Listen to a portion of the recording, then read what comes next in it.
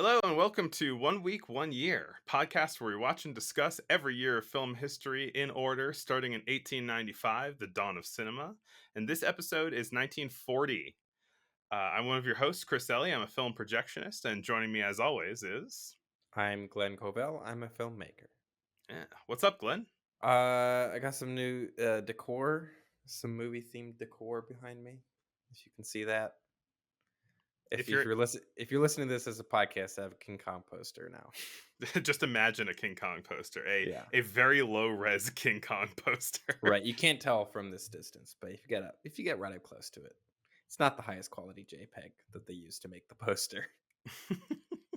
It is low quality JPEGs in professional scenarios are one of my favorite aesthetics. Like Really? I Because it really bothers me. I love to walk up to I don't know, like a restaurant or something, and they have an extremely blown up, like Yeah, shitty looking JPEG clip art on their menu or on their yeah, sign, yeah. whatever. I love that. I live for it. I take a picture every time. It is at like a diner. It is charming a little bit. It's like you guys spent all of this money on sign printing, but you didn't really bother to to just get Right. It was something the that was the first right thing that came size. up in image search, and they just went with that. But me, I am on the precipice of A precipice. not quite a projection situation, but a projection related situation. It's the opposite of projection. I just found my way into getting a big LED wall. I got it on a government Ooh. surplus deals website. Uh, Wow. did I tell you about this?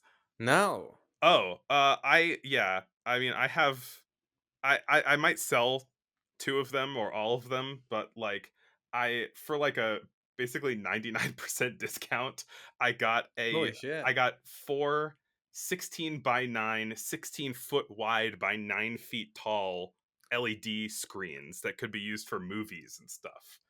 Uh, You could build a whole volume stage if you I wanted to. I could build a volume stage. I could do like a drive-in theater. My thoughts are blossoming. But tomorrow I'm gonna go pick it up. I'm renting like a truck with a lift gate because Yeah. each of the screens is like over 1,500 pounds. I'm sure 9 feet tall.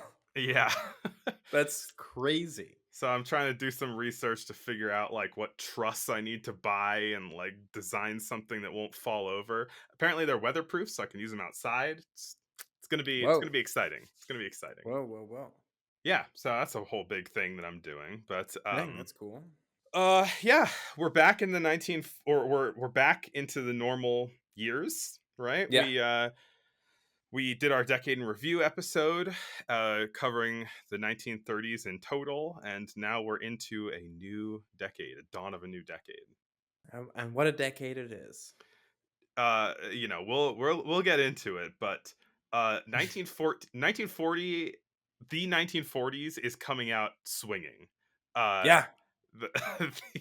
there is some good cinema in this decade already. Also just like some big swings too. True. Yeah. Well, before we get started with talking about the movies, we like to, in this case, kind of bum you all out and and give ourselves a little context for what's going on in 1940. Isn't this going to be fun? Take it away, Glenn. The news of the year, 1940. As the Second World War rages, food rationing is instituted in the United Kingdom. The Winter and Summer Olympics, set to take place in Japan and Finland, are cancelled due to the war. 4-year-old Tenzin Gyatso is named the 14th Dalai Lama. Adolf Hitler and Benito Mussolini meet, and later, Germany, Italy, and Japan sign the Tripartite Pact. Progress in the Post. Booker T. Washington becomes the first African American to be featured on a postage stamp. Germany invades Denmark, Norway, France, Belgium, the Netherlands, and Luxembourg. The French government flees to Bordeaux as Paris falls, and the French resistance is formed. Over 338,000 troops are evacuated from Dunkirk. New stockings hit the market, made of a strange new material called nylon. Albert Einstein becomes an American citizen. The Battle of Britain and the Blitz begin. 17,000-year-old cave paintings are discovered by hikers in France. What a time for a hike! Franklin D. Roosevelt is elected for an unprecedented third term. Captain America Comics #1 is released, featuring a cover of Adolf getting walloped. The Thief of Baghdad talkie remake is the first film to use blue screen chroma key. The first Hollywood talent agents emerge onto the scene. I tried to end on a bit of an up note to balance it out. Yes. Great year for movies, but not a great year for existing. Yeah, which I feel like has kind of been like the thesis of our entire show. What was the best year? We'll What was find the out. best year? Yeah. Ugh, yeah, I That's don't a it's want a to answer loaded that question. question. Yeah. Yeah. Well, all right. We haven't done this in a minute. Let's jump into 1 week, one reel. Hey, there we go. Get some shorts going. Why don't we start off with some cartoons, baby? Hey, love those. For this, this year, 1940, was the debut of Bugs Bunny, Tom and Jerry, and Woody Woodpecker. We watched the Bugs Bunny and Tom and Jerry one. True, but then there's also, well, I don't know. I was doing some additional sort of research into Bugs Bunny, and there was I a sort love. of I That's one of my favorite sentences. additional research into Bugs Bunny. Yeah, Yeah. there was a 1938 Porky Pig cartoon that featured a sort of different rabbit character that like Hmm. looked different and had a different voice, but that voice by Mel Blanc, the famous cartoon voice actor, is basically the Woody Woodpecker voice, but Hmm. as a rabbit, which is kind of funny that it's like, Oh wow. you Man of a know, thousand voices, maybe man of a I couple mean, yeah. voices that he keeps reusing. But so that was kind of interesting because like that's from 1938, and it's like very much more of like 1930s style of animation. It's like Hmm. very that kind of like early Disney, early like Fleischer Brothers aesthetic. It's Hmm. black and white, but the first like proper Bugs Bunny short that we're talking about is in color. It's So got like it's kind called of a a Wild more, Hare, yeah. and it has the classic kind of Bugs Bunny versus Elmer Fudd situation. Right. It opens with Elmer Fudd walking through the woods saying, "Shh, I'm hunting rabbits."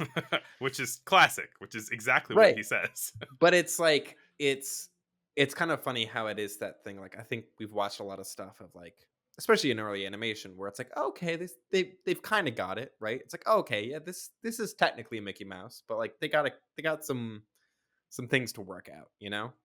Yeah.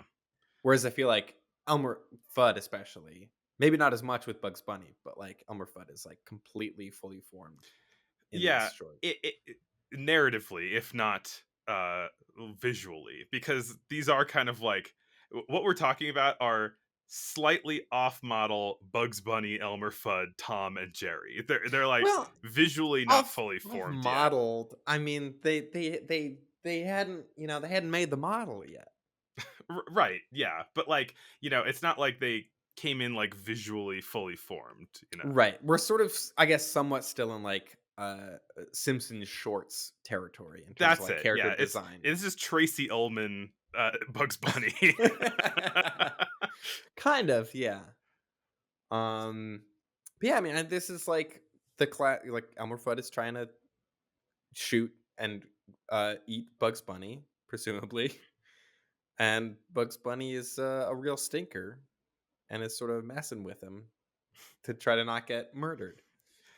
when I was doing when I was grabbing this short to watch and for the research for the episode, I ended up just kind of going on a Looney Tunes deep dive and watching a whole bunch, and I will be Hmm. watching a whole bunch more because I love Looney Tunes. It's been a while since I've sat down and watched some Looney Tunes shorts, and they are incredible. Uh, Yeah, but I will say that, like, maybe we should check in a little bit more in the next couple of years because we are kind of, you know, ankle deep in the golden age of animation right now. yeah, And and I can feel it. Like yeah, it's like we watched a lot of animation for this episode, and it's like there's a lot going on. yeah. It's kind of wild how like how different the animation, right, even compared to like a couple years earlier, like how different it is. And I will say, when I talk about like slightly off model Bugs Bunny, he I think that this Looney Tunes short is very good, but as I was watching Mm, stuff from 1940 and like peeking ahead a little bit and watching things from 41, 42, 43, even by the next year or two, you are seeing fully unimpeachable, like right. perfectly scripted Looney Tunes. Where I the 1940 stuff that I watched like three 1940 shorts, and they are they're really good, but they're a little rougher around the edges.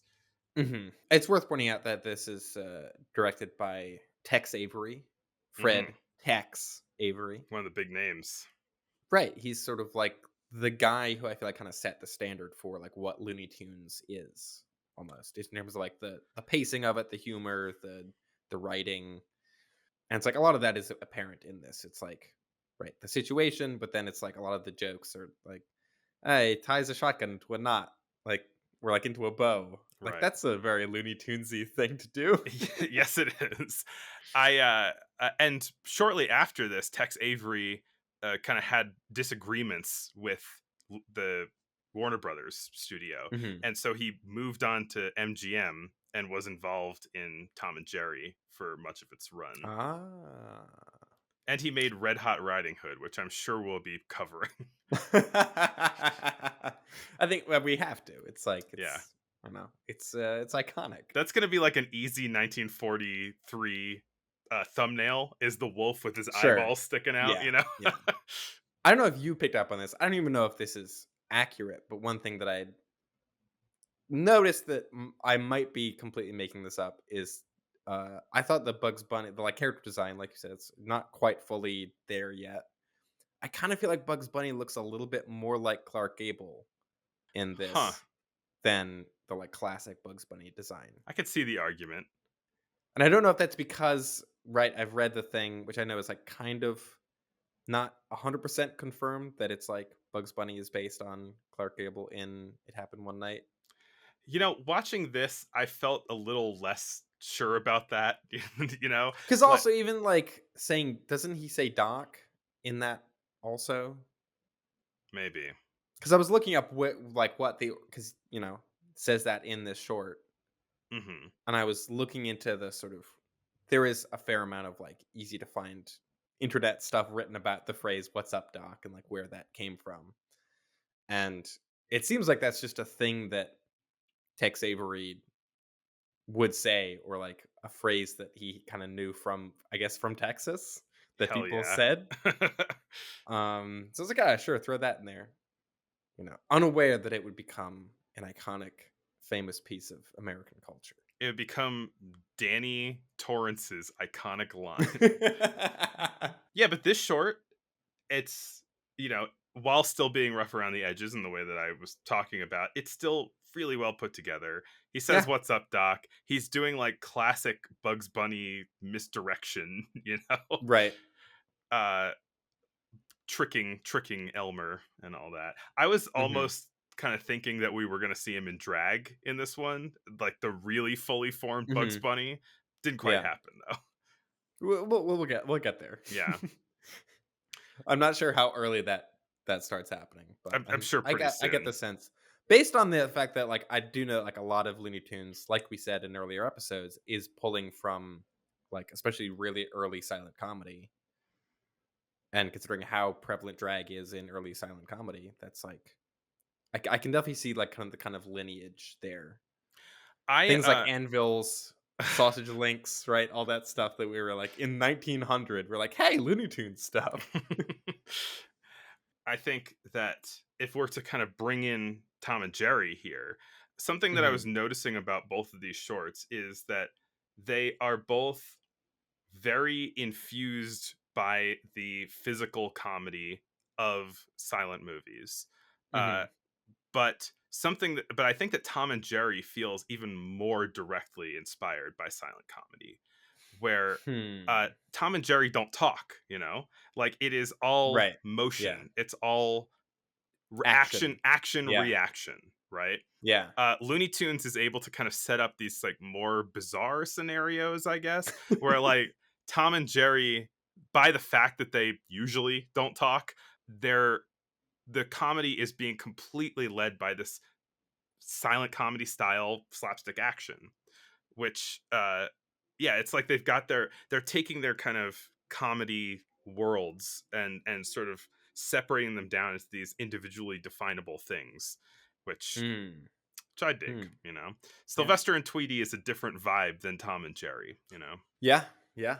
The Tom and Jerry short, Puss Gets the Boot, which I don't know, is a funny title to me. Directed by Why? William Hanna and Joseph Barbera.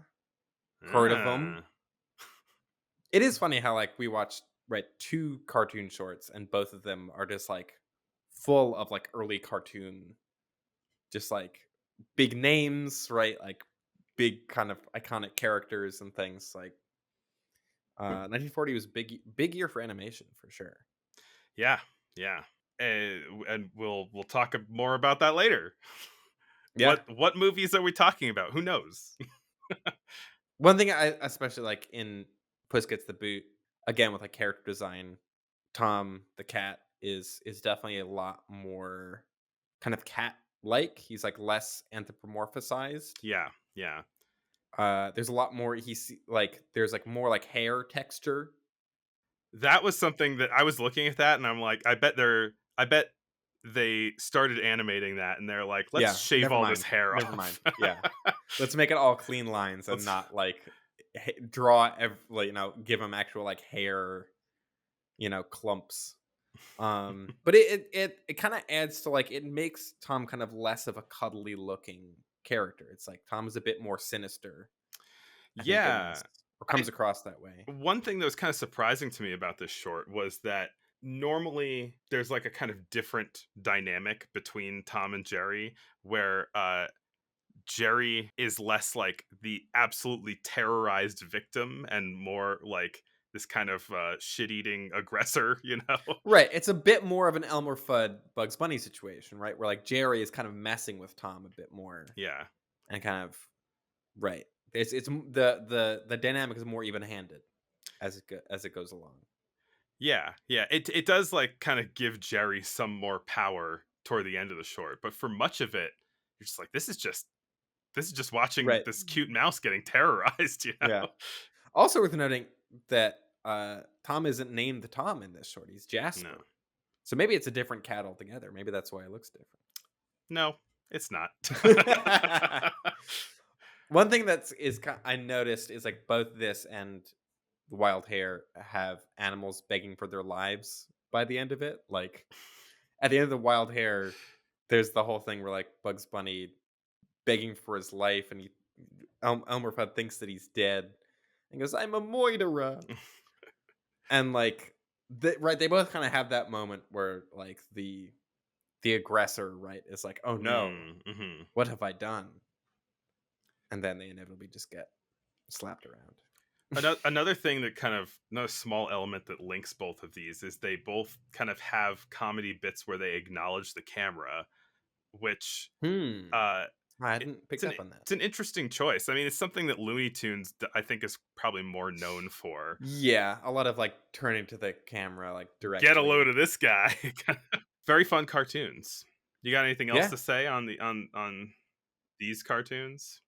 No, I don't think. I mean, it is kind of like, even though right there are these like little differences, it's like it is somewhat surprising how kind of fully formed they both feel in terms of like, nope, that's Tom and Jerry, that's Bugs Bunny Yeah. and Elmer Fudd. Like, Watching them, like I was saying, watching them made me instantly want to watch every Looney Tunes and Tom and Jerry ever made. Just pump it right into my veins. dang.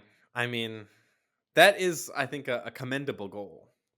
I was calculating it, right? They're only 7 minutes long, these things. So there's, something like 800 to 1,000 of them, depending on how you count it. Uh, Are that's we counting like all the way up to like the HBO Max produced Looney I Tunes? am not. No. Okay. I'm talking about from 1929, I think, to 1969 or 1930, Okay. 1969, or something like that. That's sort of like the canonical classic era of Looney Tunes. Yes. Although apparently there's some debate about like when it gets bad or Well, something. of course there is. Yeah. My intention is to watch a Looney Tunes a day for the next 1,000 days and just chew through it. That I because that's very doable, right? Hmm. Because they're so short. So it is like if you treat it as like a TV show, I feel like that is it's pretty easy to chew through them. Our next short, our final short, is are us checking back in with the Three Stooges with a short called Those stooges. "You Nazty Spy." Nasty with a Z. It's like Get it? Nazi, but nasty. This is another case where we're seeing something fully formed, right? Uh, uh, Right. we first the last time we looked at a Three Stooges short was their first one, and it had it had some of the bits, but it was sort of Mhm. a bit more of a generic comedy short, where this is full force Three Stooges. Yeah, this is like has a lot of even though I still feel like this is kind of most Three Stooges short aren't like directly satirizing like real things the way that this is Hmm. as much, but like it has a lot of really just like classic Three Stooges bits and things in it. It feels much more like a kind of quintessential Three Stooges short than The Woman Haters, which was the other one that we watched. Yeah. This one is so densely packed with jokes. It's kind of I'm wild. sure I missed stuff because Yeah. I've seen this before also, like more than once, I think. Because I used to watch the Three Stooges shorts when they aired on AMC. I probably saw this one at least twice. Hmm. And yeah, but it's like just rewatching it today, I was like, there's yeah, it is it's like every line of dialogue is like three jokes. Yeah, it's nuts. And I'm really impressed, honestly. Like I think that the density, the tight scripting, and combined with the good physical comedy, something was kind of making me feel like this is like what the Marx Brothers were supposed to be in a way, right? Where it's taking this Mm. like this really dense wordplay and combining it with this broad uh like physical comedy, and it feels much more in synthesis Yeah. than Groucho and Harpo, you know. Right. It feel right. It's like these it's less sort of like Groucho is over here doing wordplay and Harpo is over here doing Yeah. physical comedy bits. Yeah. Like this is like no, just like do them all at once. Yeah, Um and just pack it so tight. yeah. It's See 18. this is why I was so kind of let down by watching all the Marx Brothers movies is because I'm used to seeing all the Three Stooges bits where they're like going twice as fast. So this one is, as you might be able to tell from the title, and a political satire, I suppose. Yeah. It Very is. very timely. It's it's being made by three Jewish men who I think have probably not very nice things to say about Adolf Hitler. That Uh, was one of the things that like I remember this being like a very very pointed satire of like Hitler and Nazi Germany and fascism and all of that. And yet rewatching it today I was like it feels more kind of like angry, I guess, than I kind of remembered it being. hmm. How Maybe do I'm you projecting a little bit, but how it do you is mean? like it's I feel like they're hitting the notes so hard of just like these people are idiots. Yeah. Like they're so dumb. Why would anyone listen to this person? And it's like they don't even know what they're talking about. Like Yeah. the Three Stooges are always playing like dumb characters, right? Like that's their whole shtick. Hmm. But I feel like it's so like pointed, and I feel like they're making such a I don't know. It feels a little bit more aimed, I guess, Hmm. than I'm used to. I feel like Three Stooges tends to be more a bit just kind of broad, silly, slapstick. There's definitely some like class commentary stuff going on in their stuff, but like I don't know. This just felt like so much of a like fuck you movie. Yeah, yeah. I mean, it's like, it's not deep satire, but it's just No, These it is very blunt satire for sure. these guys are so dumb. You might as well call it the Kingdom of Moronica. Yeah. Yeah. Yeah. But also, I mean, just like there's a lot of there's the thing of like in the beginning. Oh, also one thing I did not remember about this short that I think is feels very pointed is that Mo is appointed dictator by a bunch of businessmen who want a Yeah. dictator because war is profitable. Yeah. Like that's probably the And most I was like like, right, incisive message yeah, they have. for Talking about sure. like the sort of corporate connections of the Nazi party, which is not something that you see highlighted that often. hmm And then it's like because the three Stooges are dumb. They're like, "Oh, dictator, what's that?" And the business people who are like, all their names are Pig Latin. They're like, Mr. Oxnay, Mr. yeah, Ixnay, and Mr. Amscray. yeah. They're like, "Oh, dictators promise the people plenty, but then they keep it all for themselves." Like they're very like even just like giving a sort of bare bones like description of what a dictator is. It's sort of you can feel there's like contempt, you Right. know? And then the Stooges go, That sounds like a great deal. I love that." Yeah, Curly is like, "Oh, a parasite." Like rubbing his hands together, all excited. And then yeah, and then hard cut to them all in like Nazi-ish military uniforms with like a million medals on them. I feel like Yeah. they're like kind of like Mo is definitely supposed to be like a Hitler analog. I feel like Curly is kind of uh Goebbels. Oh, sorry, no. uh Larry's Goebbels. yeah. And Curly I guess is Goering, maybe. I don't know. Him I'm less sure of. But it's like you can see that they're kind of glomming real people onto each of them, Right. which that'll come up again in the next thing. Yeah, there's a lot of like kind of taking Nazi iconography and sort of doing the dumb version of that. Right. Right? They like call in the stormtroopers, and all the stormtroopers come in with like umbrellas and raincoats I love it. I because love it. there's a storm coming. And I was like, "Oh, get me a gun." And Curly takes out dice. And he goes, "What are those for?" He goes, "They're loaded." Look, look, look, look, look. Um, there is a lot. I mean, I don't. It didn't happen as much. I feel like in their first short, but there's so much. Especially Curly has all of his kind of uh, Noises. right, all the noises that he makes. A lot of whoop, whoop, whoop, whoop, whoop, whoop. And I love it. It's great. It makes Yeah. me smile and giggle every time. You mentioned all the medals that they're wearing, and like there was one that felt like a pretty, I don't know, a pretty raunchy joke in a way, which was that like he had one like right at the base of his jacket that looked like a big butthole.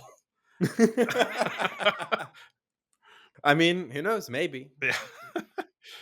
sneak that past Breen. There's a joke that the Three Stooges will do have done in a couple different shorts where they have a big map with a bunch of like fake countries and like landmarks on it. And they'll just like hold on the map for a while just to let the audience like read all of the goofy names. Yeah. They're really proud of those names. Right. But I noticed there's the Sea of Biscuit, That which was is a that was you know funny. timely Seabiscuit reference because Seabiscuit was a racehorse in the 1930s. So that's like I don't know. That was the thing I didn't. I was like, oh yeah, I guess like Seabiscuit was a like contemporary thing for when this came out. Bologna, classic. You know. It really is like I think you hit the nail on the head there with it is the dumb version of everything. Yeah. It's Yeah. Bologna, it's Moronica or whatever. It's such a silly slapstick bullshit short film, but it's I don't know. I felt there was like a palpable sense of like yeah I don't know like they weren't just satirizing Hitler because there was a war happening. Like it felt they like I could feel the kind of the anger kind of coming out of it a little bit, Hmm. which I don't know, I appreciated. Like I think that is Right, Three Stooges shorts are never, calm. They're always a little angry, No, I but yeah, guess. like they express their anger by poking Hitler in the eyes, you know. Right, and also it ends with them all getting eaten by lions, which doesn't like it usually ends with like the Three Stooges like running off like down a street or something like that, like them being Right. like chased out of a house. Whereas this is like no, they all got eaten alive by lions. These stooges deserve to die, is what they're saying. Yeah, exactly. They're probably stooges in this too because they're just being used to increase the profits of the Mr. Ixnay and Mr. And I mean, yeah, specifically kind of saying like saying Hitler is this person. Not just that like we're making Mhm. fun of Hitler, but that their premise is that Hitler is a stooge. He is a Yeah, figurehead for corporate interests, which is a nuanced commentary from a bunch of dumb guys. yeah. Well, that's it. I don't get the impression that They're Mo stooges. Howard and that like I think they all seem like they were somewhat heady maybe about their comedy, as many Hmm. comedians are. All of that like political commentary aside, which is kind of definitely the most notable thing about this. It also just it has all of them running into a door frame and getting stuck, like just such classic Three Stooges hijinks. I thought that was from the episode of The Simpsons where Mr. Burns is getting so many bacteria at the same time that they get stuck in the door. There's definitely a lot of Three Stooges stuff in The Simpsons. So Yes. But there's a lot of anti-Nazi stuff. How is that for a segue? hey, There's a lot of similar silly anti-Nazi stuff in our yeah, first feature presentation. And now we're pleased to bring you our feature presentation. The Great Dictator Yes. by Charlie Chaplin. He made Modern Times 4 years ago and he's back. He's back. I mean, first like all talky Yes. because like Modern Times is kind of I don't know, sort of a crossover movie. It's like mostly kind of silent, but there is a lot of dialogue in it. Hmm. Whereas this is like there's a lot of kind of classic Chaplin-esque kind of bits in it that are physical comedy, but it's a talkie. Yeah. Even though I think there are some ways that it feels like the Jewish barber character in this movie is some kind of analog to the Little Tramp, right? He's not Yes. exactly the He's Little he is Tramp, he is very tramp-esque. and He's he very he tramp coded. he wears almost the exact same outfit uh, Right, yeah. at points. But I think in that role, he's kind of resistant to talking. He's kind of Mhm. a quiet character who does talk Yeah. sometimes. And that enables him to be the silent one in Mhm. scenes where other people are talking, where he can maybe just say like a word or two, but then Right. continue to Yeah. be a silent comedy guy. Yeah. He isn't completely changing his entire style in this movie. Hmm. He's playing 2 characters though, right? Because he's playing the barber and then the dictator. Yeah, in the beginning of the movie, it says any resemblance between Adenoid Hinkle and the Yeah. Jewish barber is purely coincidental. Kind of just hanging a lampshade on the fact that like Right. that they're played by the same character. It's a very strange, it's a very funny thing to put at the beginning of the movie because it's kind of like any resemblance between Austin Powers and Doctor Evil is purely Right. coincidental. But then You Nasty Spy also had a sort of like goofy any resemblance joke at the beginning. Yeah, I That guess was like kind of any just resemblance between the characters and any real people is a miracle, I think was the joke that they made. right. Yeah, I thought that was what this was doing before I like kind of read it, and I was like, oh, it's like a resemblance between the two characters and not a Yeah. resemblance Yeah. of the character of Hinkle to Hitler. But it's still kind of making fun of the sort of like Yeah, any resemblance between the characters in it because like that thing is so often bullshit. Like it's like at the end of yeah. like Walk the Line, it's like any resemblance. Like the movie's about Johnny Cash, the musician. They like show a picture of him at the end. It's like how all the movies say no animals were harmed in the making of this production, and yet everybody was eating salami on set. There you go. I mean, you're not technically not wrong. Yeah, I feel like this movie is like also feels uh kind of angry in places. Honestly, kind of more so even than the Three Stooges one in some spots. I also feel like this is Charlie Chaplin's way of like addressing the mustache thing. Yeah. This is his way of being like, no, no, no, hang on. I get that we have the same facial hair, or like my character has the same facial hair Yeah. anyway. And but it's like almost kind of using that as like part of not necessarily the plot of the, but yeah, I mean it's because it's like the tramp esque character looks like the dictator, and so by the end of the movie, he can sort of swap places with him. Yeah, it's a classic situation where two people look alike and therefore swap lives for an amount of time. I mean, I was remembering this movie as it's like the whole like back half is like they swap place where it's like the barber Mm, is everyone thinks he's the dictator, and it's like that's like just the last scene. It's like yeah. very very brief, right? He's still doing the tramp thing, but then the Hinkle character, since he's the villain, is sort of Charlie Chaplin going back to kind of how he started, which is like playing a heel, like playing a like asshole guy that like isn't sympathetic that you kind of want to see get kicked around, Yeah. right? Because like that's kind of how like pre-Tramp or even like early Tramp stuff, he wasn't as much of a kind of like cutesy sort of like I just want to like take care of my adopted son sort of thing. It was more like, oh no, he'll like show up and like try to steal your girl and then like throw you off a cliff. Like it was much more. He was much more of a kind of like troublemaker type.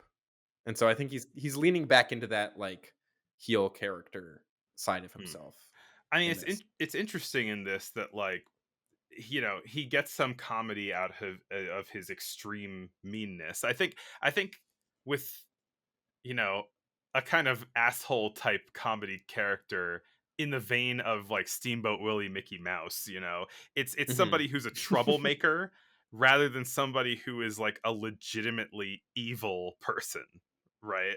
Yeah. It Uh is funny seeing a lot of like early versions of that though, and maybe it's just like a sign of the times being different. But like Mickey Mouse is like torturing animals in right. Steamboat Willie. Right? It's like they're sort of like, oh, he's a troublemaker, but then you watch it now and you're like, this is, you should be in jail. Like this is not good. Are we a vegan podcast now? um yeah, though I will say like his portrayal of Hitler, it Hmm. is a combination of silly and scary in in quite an effective way, I thought. Hmm. I think, it's kind of cutting back and forth between what's going on for the Jewish barber in the ghetto and what's going on in Hinkle's office. And something about that, right? It's like, you see policies that are created in one place like trickle down into the other place. Hmm. And so you're just kind of watching all this horrible stuff happen over and over again that's punctuated by this comedy, right? But it's this melancholic comedy, I think. Yeah. This movie is not it's funny at times, but this is not a very funny movie. uh, I think that this, like the comedic moments have the sense of like dread hanging over them in this Yeah. movie. Whereas like the Three Stooges short, also, I mean, the Three Stooges short is what? That's like 17 minutes, something like that. Hmm. Two reels. It's very short, but it's like that's all like satire, right? That's all like silly stuff. Whereas this is right, there's like long stretches that are not silly really at all. They're just kind of upsetting. Yeah, it feels in a way like the Chaplin's kind of distinction that he made between him and Keaton and Lloyd, right? Where Hmm. Keaton, for example, is just like pack in the jokes. It's about jokes, right? Where once Chaplin made The Kid, I feel like, so once he started making features, he wanted them with a little heart and with a little Yeah. sadness. There are Well, moments, there was the thing where it's like, this picture may give you a laugh and maybe a tear. yeah. And this one, I think, rather than this kind of like broad sadness that you might get because like Mhm. the prospector tramp got ditched by everybody and no one's nice to him, it's Yeah. this sadness that is loaded with all of this real world stuff, right? Yeah. like Yeah. like it's not movie sadness, it's invoking some real horrors, and it's Mhm. it's angry about these horrors. Like it is Yeah. uh it is almost, it goes up to the point almost of advocating for like bombing their parliament or whatever because their like political action must happen. This Mhm. is a step up in the political awareness of modern times, for example. I was actually kind of a little surprised, I guess, at both this and You Nasty Spy, but like they are both um very blunt and very kind of broad satires, but I don't know, there was like kind of more insight into. I feel like maybe it's just the fact that like in over the past what however many years in the United States, there's just been a lot of talk about dictatorships, fascism, Yeah, strong men, we've all this sort learned a of lot about this stuff. right, and but like the psychology of it, of how it's like based in just this like pettiness and like smallness, right? Like Yeah. I feel like Great Dictator especially is like really laying on just like how like dictators are like petty, cowardly, small men Mm-hmm. who are like childish. Like you were saying, they're like cutting between the scenes of like Hinkle and the people living in the ghetto. It'll have a scene of a kind of fairly silly scene of Hinkle be like, I'm making up an example, but it's like he had like a bad sandwich or whatever, and he like gets mad about it. And he's like, outlaw sandwiches. Right. And Yeah. then it's like and then it'll cut to like people starving because there's no food left. Like it's that level of like kind of, that's like the tonal shift. But Right. then It's like adding it's this that's like context to the like mercurial dictator of like the human cost of yeah. the existence of that. But it's like there's such a clear understanding, right, of that the petty whims of this one guy are lead to like the suffering of, thousands to millions of people. Um And I don't know. It's not that I didn't think that people were aware. Obviously, people were aware of that in 1940, but the sort of like how like clear cut it is, I think surprised me a little bit Hmm. because I think especially a lot of things about World War II or about Nazis are uh, that I've absorbed are in hindsight, right? They're like with all of this additional knowledge, like since World War II has happened, that like there's a lot of understanding that people have about World War II now that they didn't at the time, or like there was just less information about it. And I think that it's, uh, but yeah, watching both these, I'm like, oh no, like they had a pretty good handle on it. Like they knew exactly what was up. Yeah, I mean, part of his inspiration for making this movie was hearing about the suffering of Jewish people that he knew Yeah, in Germany in the 30s. but yeah, I don't know. I do like as I think we have seen in the past like couple of weeks that like treating fascist leaning people as buffoons is a genuinely effective way of like combating that ideology. It's something that had to be rediscovered with the producers, right? Like it's I think that the thing I was going to say earlier was that like the horrors retrospectively of World War II, right? People knew about Hmm. the kind of pre-war horrors, which were not Right. good, and people knew about this weird guy who was trying to make a master race and invade countries and all this stuff, like, and that's already bad enough. And the Great Dictator is made on the basis of that level of awareness of badness, where Hmm. he said in his biography in the 60s, he might not have made the Great Dictator if he knew about the concentration camps and Right. like how horrific they were, Well, I mean, Nasty Spy makes a concentration camp joke, well, which he is ends up in a concentration camp in this movie too. Yeah, well, isn't it kind of more like a POW camp because you get sent with I like I the mean, they call it a general? concentration camp, even though it Right, looks like a more milquetoast POW camp. right. Yeah, probably because that's what the context That's was. what they assumed that it was. Right. But that is a thing, right? Where it's like they knew they existed and they knew that they were very bad places to be, but they did not. There was not a level of awareness, I guess, of like how horrific it was. They were not aware of the systematic genocide that was Right. happening. Um, which right, it makes us, I guess, some of the humor land a little differently now than it probably would have then. Um, Well, but I mean, I think I don't know if it tends to like mess up the humor. I think honestly what it does is make this movie more upsetting than it was when it came out. right, I think there's a little bit more like I was able to like read things into this movie that maybe weren't even intentional in terms of like how dark it is. Yeah. Um the movie ends with, this kind of mixed up situation between Right. the Because Jewish. Hinkle is like, uh, he's like fishing and he falls off his boat and disappears and no one knows what happened to him. Like that's the last time we see that character. Well, no, he falls off his boat, and then two guards. He's like near the prison camp that the Jewish barber is at, and so the two guards think it's Oh, the right. Yeah, escaped barber, and then put him in the concentration camp, which is a great ending for Hitler, right? that Put him is put him away in right. a concentration camp, Yeah.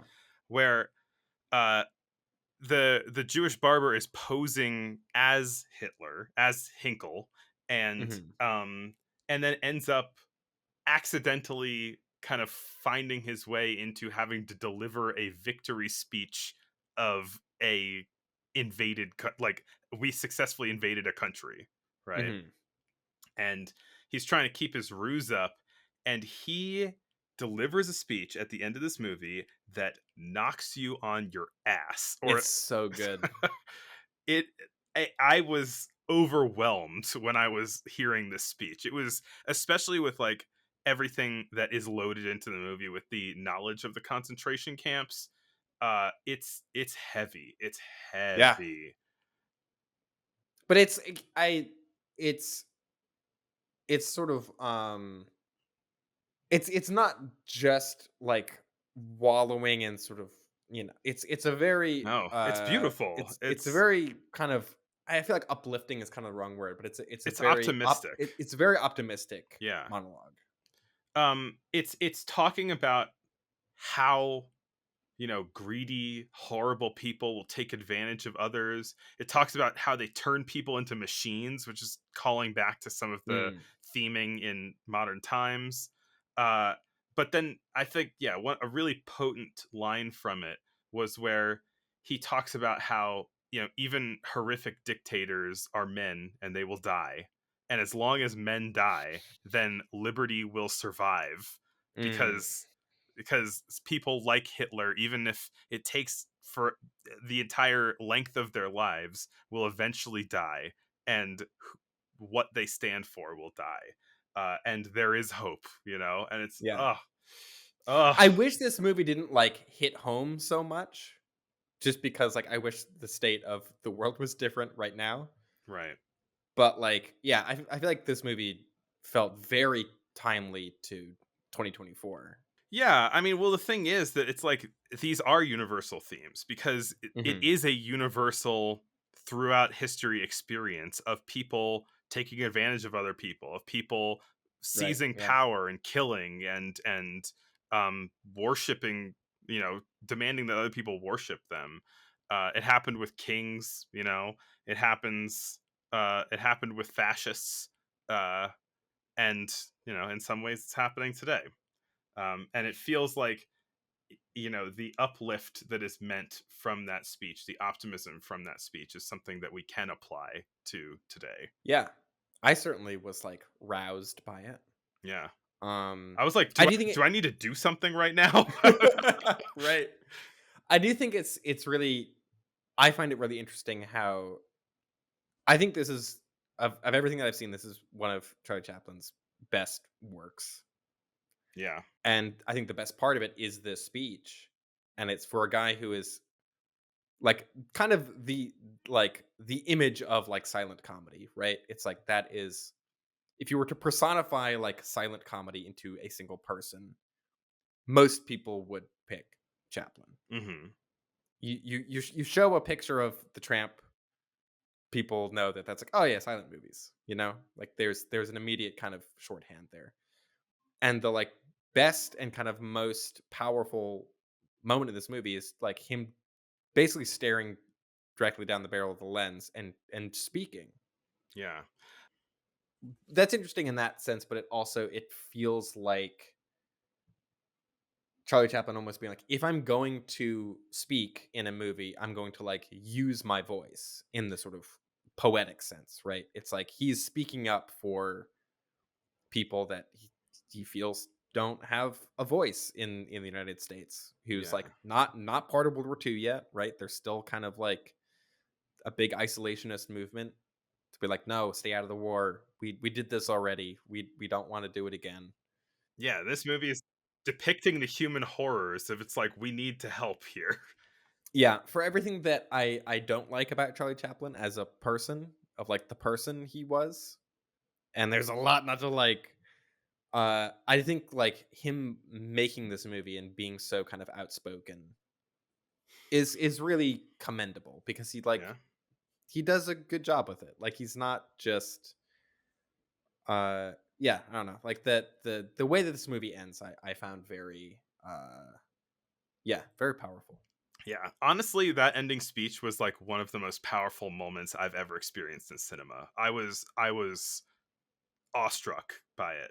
It's just him talking. Like Yeah. there's really he ceases to become a character in that moment, and it really does feel like Charlie Chaplin, the person, Yeah. is just speaking to the audience and being like trying to express how he's feeling about this and trying to impart a sense of hope, but also a sense of sort of like right action is needed. He's like, no, we shouldn't sit this out. Like this is important to pay attention to.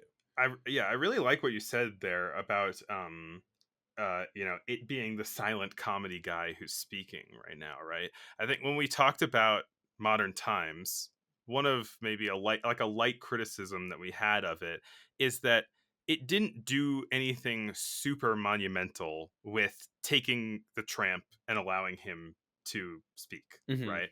Right. It was just, oh, he's going to sing a song in fake Italian French whatever Yeah. now, it's like that's nice, but it's like I feel like you're not doing much with that. And Yeah. if we are to take this context of like, the Jewish barber is an analog to the Tramp. This is Charlie Chaplin's first real sound movie, and so and most of I would say that there's more talking that this character does in that speech than all of the rest of the movie put together, and uh, and so this is in a way that moment, right? It is that very powerful moment, and he found a way to make that distinction really hit hard. Mm. Good movie. Yeah. I feel like after all that, I want to do like a lightning round of just jokes that I liked in Yes, this do movie. it, do it, do it. In the beginning, when the barber is fighting in World War One, he drops a grenade down his pants. That's funny. Yes. When he's in the airplane, the pilot asks, "How's the gas?" and he says, "Terrible. Kept me up all night." There's right the sort of introduction to Hinkle, the sort of Hitler analog, is him doing just the absolute best A plus gibberish German anyone has ever done. Yeah. Including his whole thing of like freedom stunk, democracy stunk, which is just very funny. Also, a thing that is this isn't even really a joke, but I found it very amusing that like right the all of the stormtroopers, the like Tomanian soldiers that Hmm. come in and like are like burning down storefronts and things are all played by just American actors, and so all the stormtroopers walking around saying things like "Hey you" and "Why I oughta," like they have this Right. kind of they all sound like they're from Brooklyn. Maybe there's a point there, like the movie Fury. Maybe. There's the famous globe balloon dance in this movie where he's Hinkle is dancing with the globe. I think that's like a very kind of famous image from this movie. There's the whole rivalry thing, right, with Hinkle and Benzino Napolini. I wonder who that's supposed to be. Um, Chico Marx is who he is. Again, leaning into the sort of like these people are buffoons, these people are idiots of like their whole rivalry, and like neither of them wants to be seen as like small or like like they both want to be higher status than the other person, Yeah. and so there's all like the chair stuff Yeah, where they're like puts like in a really tiny chair. like winching up these The barbershop barbershop chairs. chairs, which I like forgot was in this movie, and It's a it's such a good joke. it's a very Looney Tunes It's gag. right, but it's great, and also the fact that it is live action rules. The fact that they Yeah. built barbershop chairs that go like 20 feet in the Yes. air. Yes. Um. So yeah, it's like in addition to all of that really great, powerful thematic stuff that's in this movie, there are a lot of funny, silly bits in it too. Yeah, I think also it's got the first usage that I've seen of, I feel like, a pretty classic joke of like a translation related joke where someone Mm, says something really long and then someone translates it as yeah, something really short, and then someone says always something funny. really short and then and then it's like Yeah, 4 sentences or whatever. They do it in uh they do it on Whose Line, they do it in Wayne's World. It's yeah. It's always funny. It's one of yeah. those jokes that's just like it always hits. Like you were saying, the like fake German is very good, and they're like slipping in English words uh Right, yeah. to to just kind of like cue you into what's going on, but also it's just funny. Like they say stuff like banana. They say Yeah. there's someone, the Goebbels character is hair garbage, which Yeah. is Great. great, amazing. uh Um, Also, like, kind of alluded to a similar joke in You Nasty Spy, but like the swastika, their version of the swastika logo is a double cross, mm, which you know it yeah. works. It works. In Nasty Spy, it's two snakes, I think, that are sort of like bent into the shape of a swastika. Yeah, on the map there's like a place called Double Cross, which I thought was a weird Oh, right. synergy. Yeah. Yeah, good movie. Any other thoughts? Well, Anything that we missed? one thing that I'll mention is that there is the kind of most classic silent comedy scene, though, although with a synchronized score, specifically Mm. synchronized score, is a part where the music, so some classical music comes on the radio, and he's doing a barbershop comedy Oh, bit. Every motion that he does is synchronized to every part of that yeah. classical music. It's a It's good bit, very good. and Yeah. it's not too dissimilar from another movie we've seen this year, which is Hmm. Fantasia. Sure, yeah. Rock and roll. Let's go into Fantasia, a Uh, movie that I had never seen. mhm. I had effectively never seen it because I only remembered bits and pieces of The Sorcerer's Apprentice from when I was 3. Right, which is like such a small part of the movie. I think I had seen also like pieces of Sorcerer's Apprentice just because it's like it's kind of the thing from this movie that has lasted the most and has sort of like stayed in like the Disney iconography the Very much most. so. Yeah, it is. It's the thing that has been transposed in a lot of other places. We can talk about this a bit more in a second, but it is in Fantasia 2000, the sequel from the year 2000. Uh, Which I've also not seen. uh, and yeah, it just shows up places. I think the old like clamshell puffy white VHSs that Disney used to have, part of their sort of Classic. like corporate branding involves the scene from The Sorcerer's Apprentice where he's lifting the ocean out of the Mhm. water. So that imagery was definitely Also, set just in Mickey there. Mouse with like the wizard hat. I feel Yes. like is very just like classical. That's almost just like, oh yeah, Mickey Mouse just wears a wizard hat sometimes. Like that's just like part of his character. But yeah, I don't know. I was a little surprised at like how much of kind of this is a weird movie in that I think it is really trying to recreate kind of the experience of seeing like a live event or a live show. Hmm. with sort of like right, it opens with like orchestra tuning and like all of the musicians walking out onto, a stage, Yeah. and it has this narrator guy that will sort of like explain what each of the sort of segments are before they happen, which we got to talk about that guy. I feel like, I don't know, it was a little, at times I was like, just let us see it, like you don't have to explain it this much. Right. um but and also just some of the explanations, we'll get to it in a second. um but Yeah, because I always knew that this. I remember always knowing about this movie. Like I grew up with a lot of classic Disney VHS clamshells. Right. Um, I feel like most of the sort of like I don't know 40s through 90s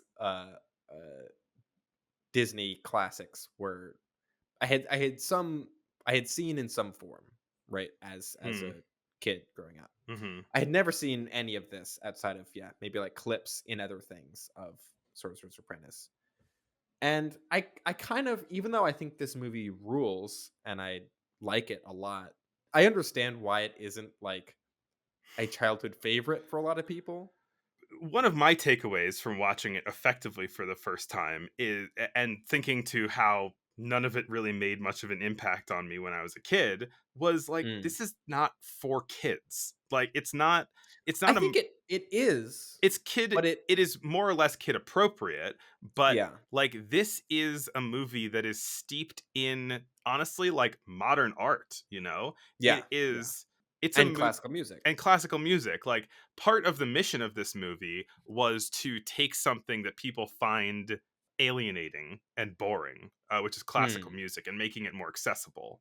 But the mostly uncompromising artistic vision of this movie is something that is not particularly friendly to children unless that child can happen to get on the right vibe. uh Another thing with that is like, right, I grew up watching Disney movies on VHS where it's like, we're in grandma's basement, whatever, throw on Lion King. All of them, all good. mhm, I think Fantasia is so explicitly designed to be seen in a theater hmm. in a way that none of those, I mean, all movies in the 40s and most movies now are designed to be seen in a theater, right? That is the intent of them. Right. But I still think the way that this is so sort of like trying to create this atmosphere of like, oh, we're in a theater right now. Yeah, it's kind of like We're watching people on stage. it's kind of turning the movie theater into somewhat of a replication of a classical music, you know, auditorium, right? Right. But it's like Fantasia is the kind of thing that you like get dressed up and like go to a place to see. Whereas I I would feel love like to do that. I would love that so much. But like I feel like just watching this at home or like watching this on VHS would just be sort of like it would feel off, Hmm. you know? Well, I will say that I watched this twice in the last 2 months. I kind of snuck ahead a little bit and watched it a little Hmm. just because I happened to be in front of me. And the first time Yeah. I did watch it on VHS, there was a tape in front of me, and I Really? was like, it's the right aspect ratio. Let's put it in, Yeah. and it blew me away. It was incredible. Like, I was Mm. beside myself with how good this movie is. I walked out of the movie thinking, you can pack it in. You're never going to make a better, like, there's never going to be a better Disney movie than this. Uh, I- it is very different from every other Disney movie, but I think it is a movie that is serious and real in ways that other Disney movies are not. This, like I Yeah. was saying, this feels like it is steeped in the art world. Yeah. It's a movie that is, More than anything else about it, it feels like it is art. yeah, it's like fairy tale stories are nice. Disney animation in their fairy tale stuff is nice. It's good. It's great. Hmm. But like, this is this is an advocate. This is like a manifesto for the artistic power of animation.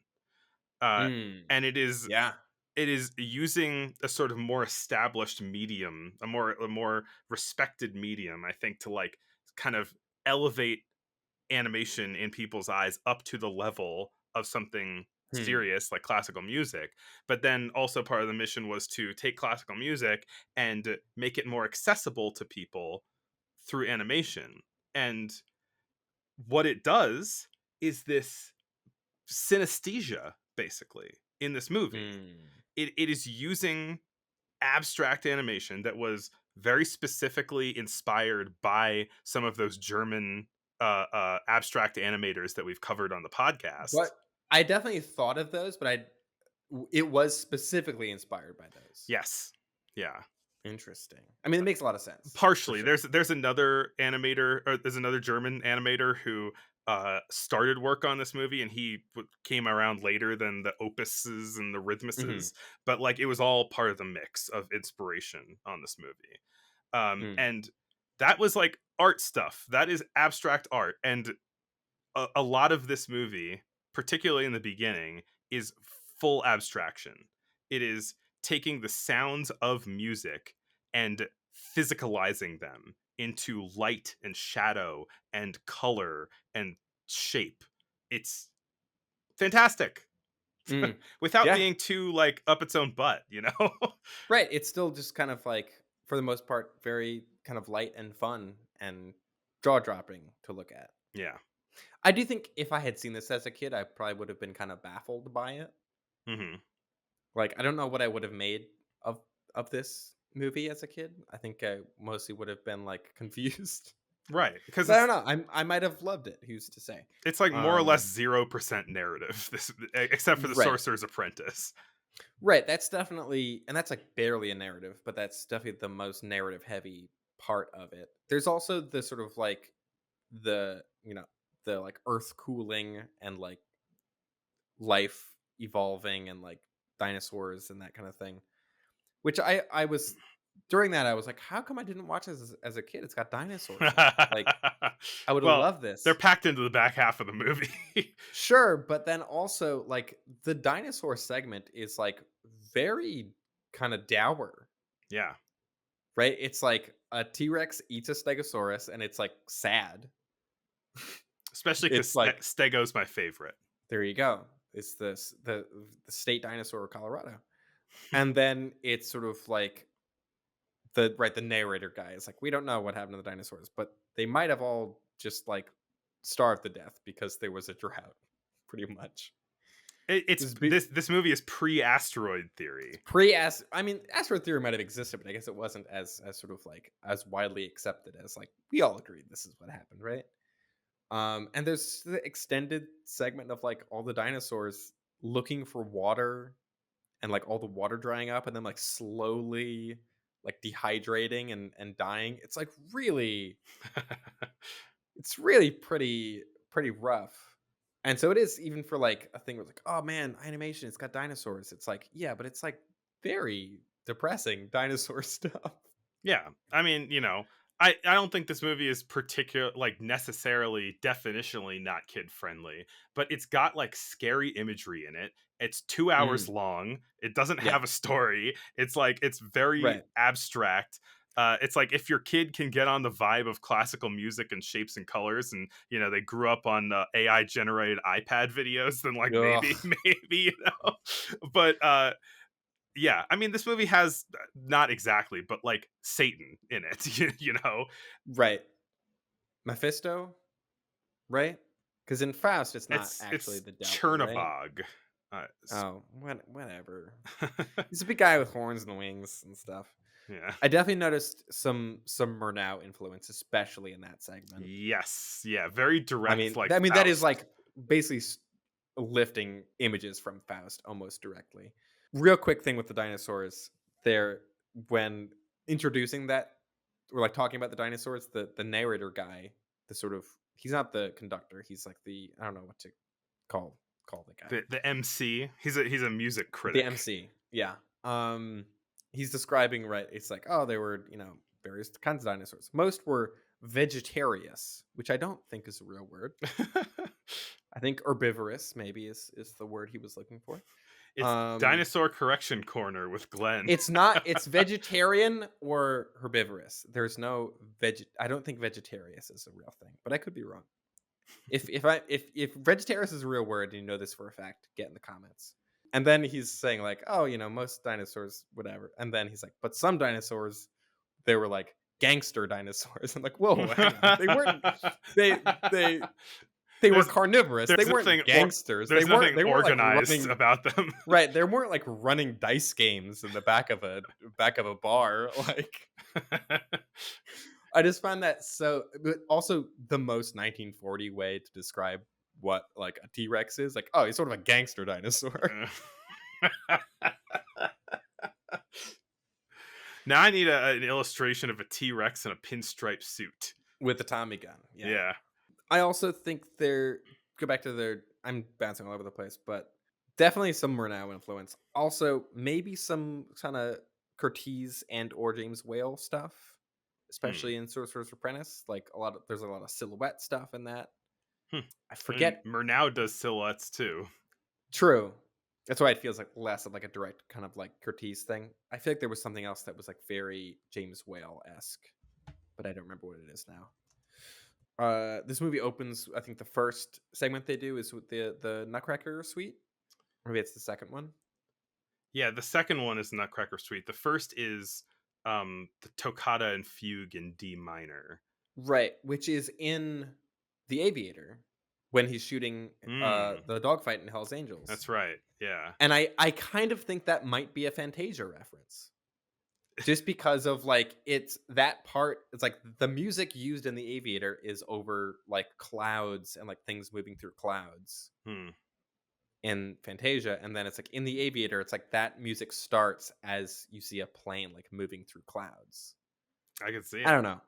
I'm sure Scorsese loves this movie, so it seems likely that he was like Fantasia reference, put Fantasia in there. I mean, this movie is going hard from the very first moment, because if we're talking about that first part, the Toccata and Fugue in D minor, the first part is they're kind of like orienting you into the animation, right? They're framing everything from this kind of it's as if you're walking into a theater and getting an introduction and you're hearing the strings and everything like that.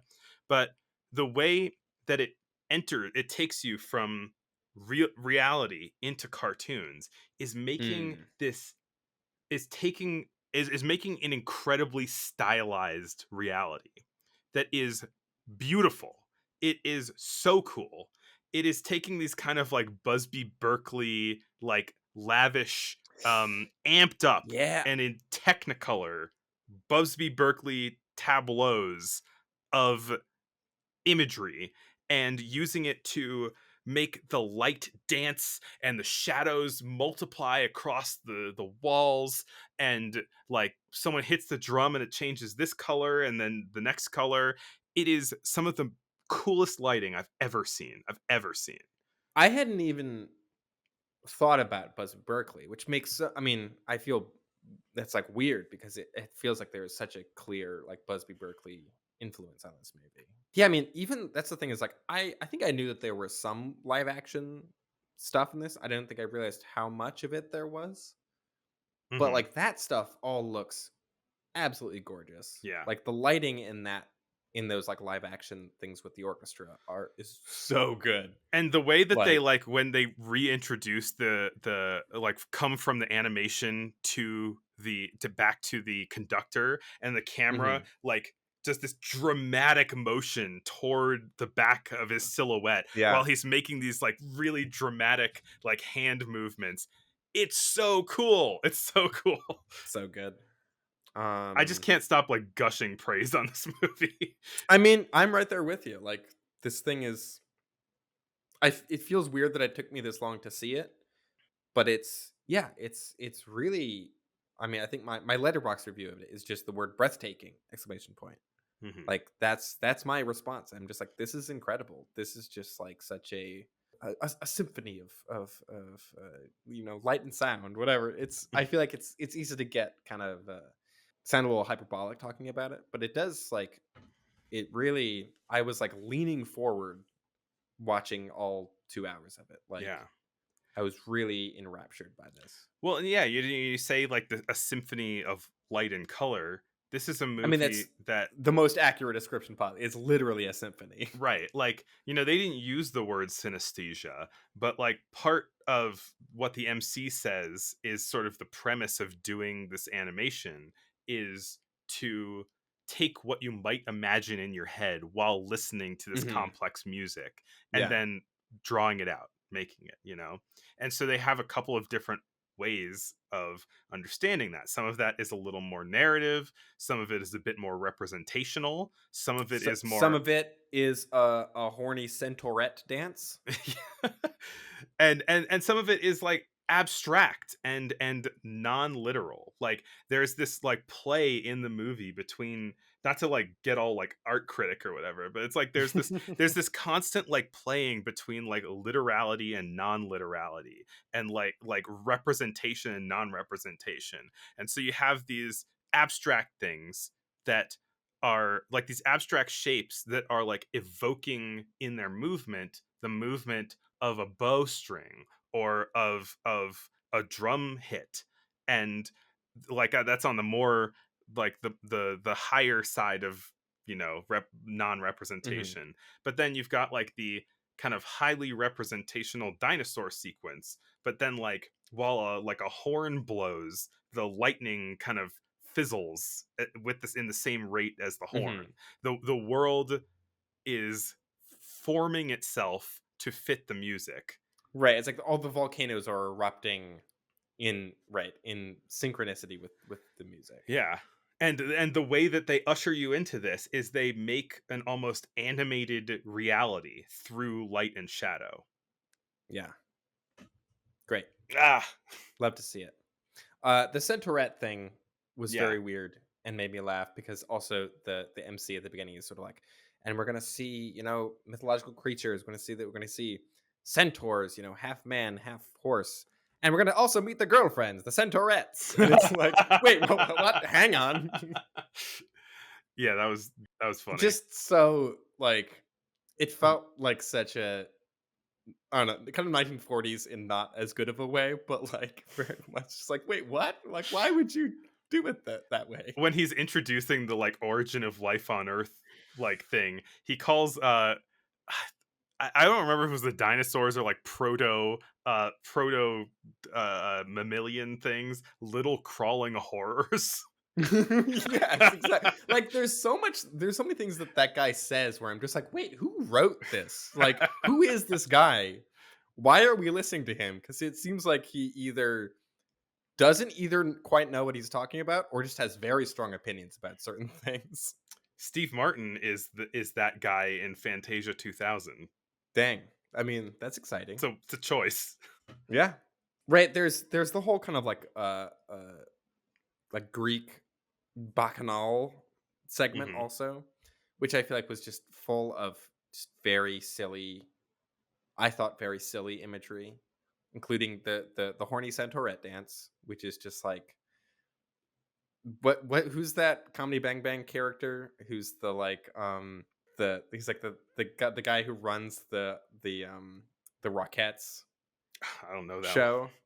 And he's like, it's a Christmas show, but we gotta put a little something in there for daddy. Yeah. And he's just like Yes. the worst, most like creepy, like theater owner. And that's kind of what that felt like. It was like, we gotta put a little something in there to keep the fellas happy. Including a fish. There's a part that has an inexplicably sexy fish. Uh, and and I it's like, mean, why did you make that this was choice? that was just a thing that I guess all Disney movies from 1940 were required to do. Yeah, that would have been a good Um, segue. But yeah. there was what is it? One of the ones from the kind of main sound from the part Dance of the Hours, which I only knew as "Hello Mutta, Hello Fada," the like 1950s novelty song or whatever. Yeah. And I was like, oh my god, like that is a song actually. It's Right. I did not realize that the reference was a reference. Do you have anything else you wanted to talk about? Well, a couple things. Okay. One is this is an AMV. That's I'm just gonna drop that there and then leave it. Uh, Hard to argue against. uh, another one is I want to talk about the Sorcerer's Apprentice a little bit, which Okay, yeah. like It's true. We didn't really talk about it hardly at all. I don't know if we need to get too much into. There are themes, and it's like it can have themes because it's less abstract and more narrative. But so this movie came out of the Sorcerer's Apprentice. The Sorcerer's Apprentice was going to be a Mickey Mouse short that was going to have this kind of musical element to it, and Mm. Disney was working with Leopold Stokowski on conducting the music for the Sorcerer's Apprentice. And the Sorcerer's Apprentice's budget got so way out of hand that they were like, we cannot release this as a short because it will just lose all of its money because the short can't make that much money. So they like Fantasia exists as a way of justifying the existence of the Sorcerer's Apprentice. And so, it's all kind of in line with that. Uh, but but I think it is elevated in many ways, right? Like I didn't know that when I first watched it. I didn't have that context when I first watched it. And I was like, what is this? What is happening right now where this art is getting interrupted by branding?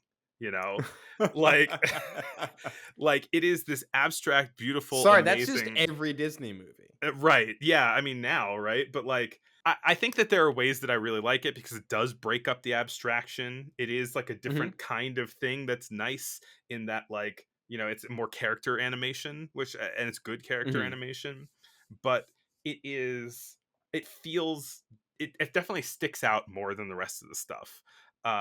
And, it has it after it's over, a silhouette animated Mickey Mouse goes, "Oh, Mr. Stokowski, Mr. Stokowski," and he pulls on his His coattails. tailcoat, Yeah, yeah. and then shakes his hand, which is cool. It is cool. It's Yeah. well done. It's this mix of animation and live action that's done in a really effective way of blending these two worlds together, but it's also just stinks of branding, you know?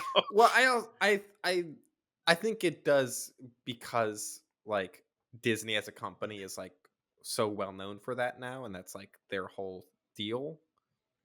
Mickey I Mouse was I think already their mascot, their right, icon, you for know? sure. But I think that is something where it's, like, it feels a little bit more innocent in this movie, I think, than it would if that happened in a movie now, I'd be like, "Oh god, I hate this." Yeah. But it's like, it's 1940, it was fine. I got upset by it, but I think that there's a lot that contextually works for it, and so Yeah. I do like it in the movie, even though it is like this sub perfect thing in a perfect movie. If Deadpool had come out, then I would have been upset. Oh God! And then with the Sorcerer's Apprentice, it was the debut of a new design for Mickey Mouse. That was just like Hmm. he had pupils now, right? He Ah. had whites of his eyes with pupils in the middle instead of pupils like floating in a giant, 1930s animation space, Mm. right? And the last thing I'll say about this movie uh, is because I have to, because I'm the projectionist half of this podcast, is there is a part where, like, coming back from the intermission of the movie, the MC says, "Let me introduce you to like an unknown character here. It's the soundtrack, you know?" And so Mm. coming Mhm. out coming out from, and it's like another kind of more abstract animation, but like grounded on this like real thing that I think a lot of people might not have had the context for fully understanding, is it comes out Right. from the side of the frame, Mhm. right where the Yeah. soundtrack is. It like I would love to Right see where the physical soundtrack is on a strip of film. Yes, Yeah. yes. Thank you for clarifying that. Yes, if you're looking at a strip of film, the soundtrack bursts out of the literal place where the soundtrack is printed on the film that you can't see when it's being projected, which is so cool. It's talk about Yeah. meta and Deadpool. Like Yeah. it's The very soundtrack is really the Deadpool of this movie. it's so cool. Like, and it's almost like this kind of like it's like taking the form itself and making it the content. I don't know why this movie inspired me to get so artsy fartsy about all this stuff, but like, and so like, you know, as someone who looks at soundtracks on printed on film periodically, Mm, it felt really cool to have it like come from and then go back to its home sitting on the yeah. side of the film. I like how even like the soundtrack is kind of anthropomorphized. I'm Yeah. adding syllables in there, but it is like right because the MC is like having a conversation with the soundtrack, and the soundtrack is kind of like moving around like it's a character. I think it's funny that it's a character that Yeah. isn't just it isn't treated as just this like piece of film technology or of conceptual thing. It's like no, it has personality, it has intelligence. And it's using its character to show the texture of different instruments. Hmm. So it uses color and shape of this kind of manipulated waveform to evoke like a bassoon or jazz drums or something. Yeah. So cool. So last thing, on either of the two times did you watch this on Disney Plus? Yes, the second time Did you get a disclaimer at the beginning being like, I did. "We Yes. know there's some insensitive stuff in here." Yeah. And then so I didn't know what it was going to be. And so I was like, "Oh boy, here we go." And then the only thing that stuck out to me, the only thing that I was like, "Oh, I think this is what they're talking about," is the mushrooms, Yeah. which are animated to look kind of like Chinese Well, caricatures. animated to the Chinese dance from the Nutcracker Suite. Oh, see, I didn't pick Uh up on that and aspect of it either. they have I slanted guess that eyes and they're bowing and stuff. yeah, which see, I didn't realize that that's what that segment of the Nutcracker Suite was called because it felt like a complete non sequitur to me. It was like, or are they just throwing in some casual racism just because? I Yeah, guess they probably were, it wasn't but until I like looked that up that I was like, okay, there's a slightly a reason for this. yeah, but it was that kind of thing where I was just like, wait, why? Like, what is the what is the justification here?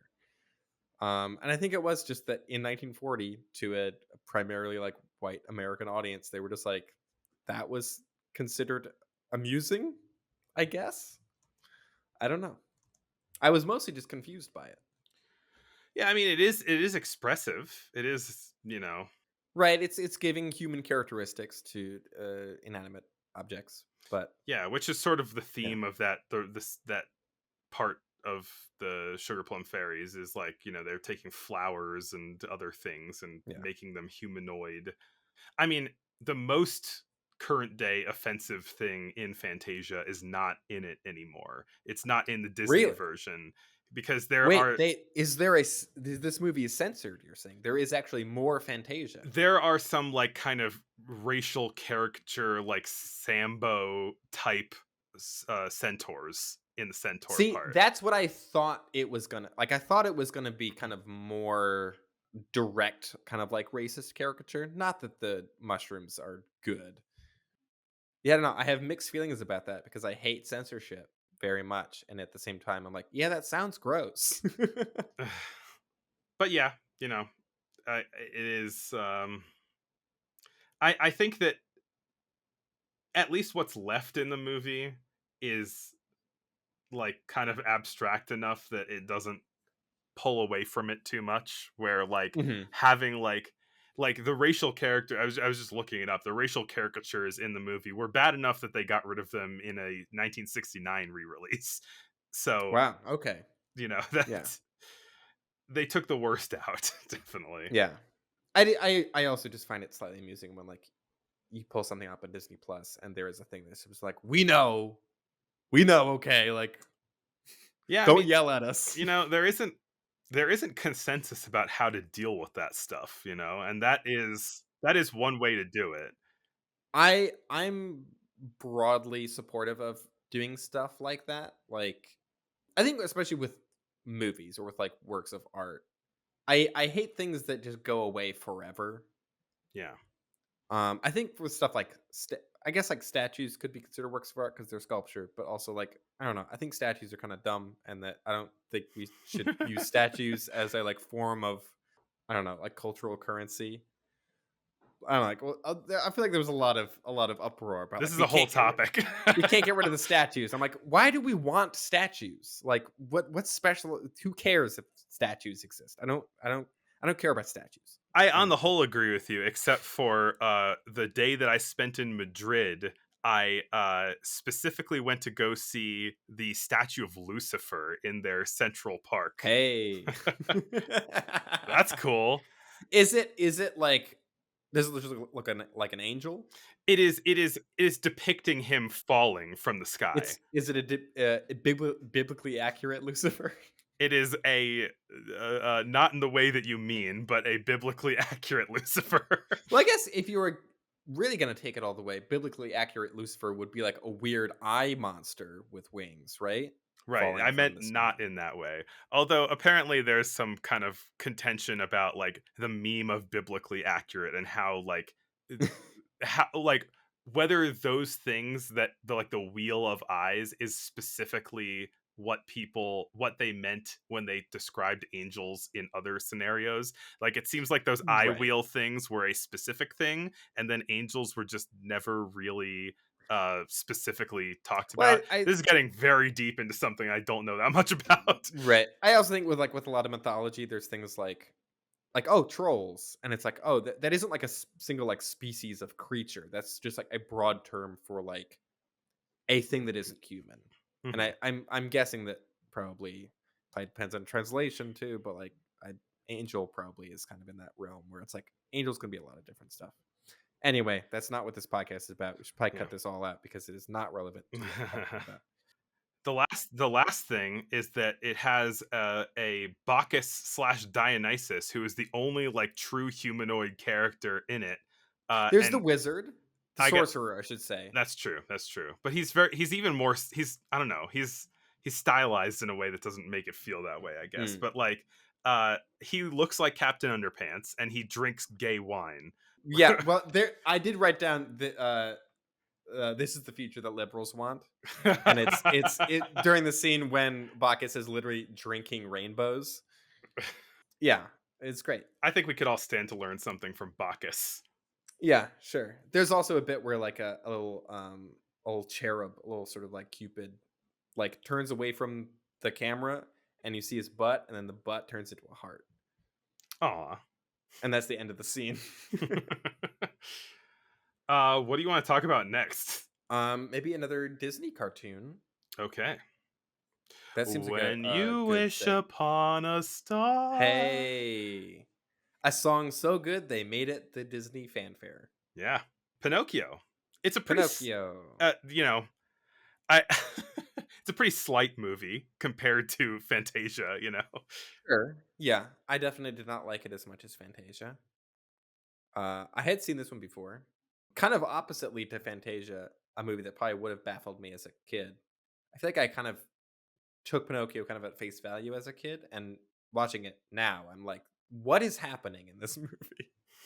No, I wasn't confused, but I was like, yeah, just kind of baffled by a lot of things in Pinocchio I mean, I'm that not I didn't expect.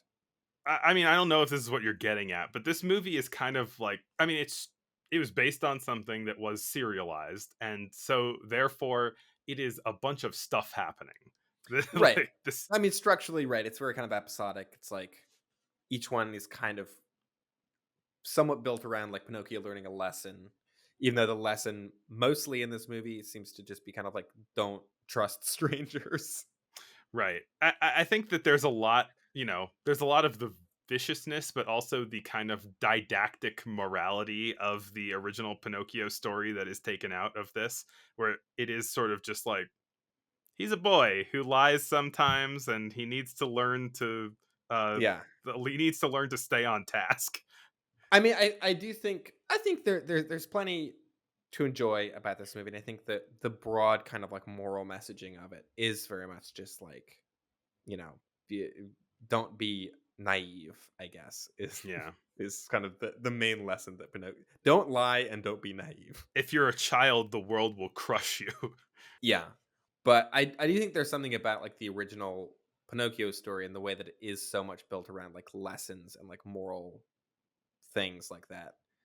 That I think when it is kind of like softened and streamlined in the way that it is in this movie, a lot of that's kind of lost. And it's so and I'm not saying it like loses its edge. It needs to be edgier or whatever. But it's like it feels like it loses some of its actual like what is the point of Pinocchio if Pinocchio is kind of a hapless victim in Right. all of this and Yeah. not a like troublesome child who is like making a mess and like ruining things for other people. I mean, or just like an uncontrollable like can't Agent of chaos. yeah, like can't stop himself from being an asshole to everyone around him, Yeah, which is really which like what the original story is. It's like Pinocchio's awful and he needs to learn to not be awful. right, and I feel like by making Pinocchio really innocent, like he is in this movie, it kind of then just becomes about like a puppet who becomes half alive and is then kind of like shuffled around by various people trying to take advantage of him, and then he gets spit out of a whale and he becomes a real boy. Like it feels like thematically it's not quite as potent, I guess.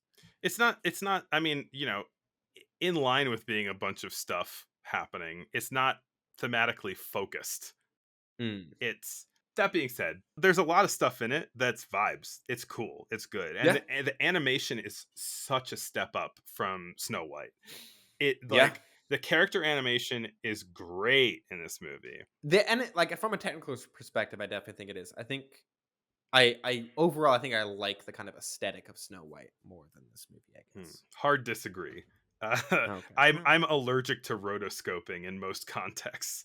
One rotoscope character in this. Yes. Weird that it kind of works in this movie because the blue fairy is rotoscoped and no one else is. Yeah. And that it does kind of set her apart. It gives her this kind of very like ethereal, weird thing where it's like, oh, like she is from like a different like plane of existence than the rest Yeah. of the She's from a characters. Ralph Bakshi movie. She's from Lord of the Rings.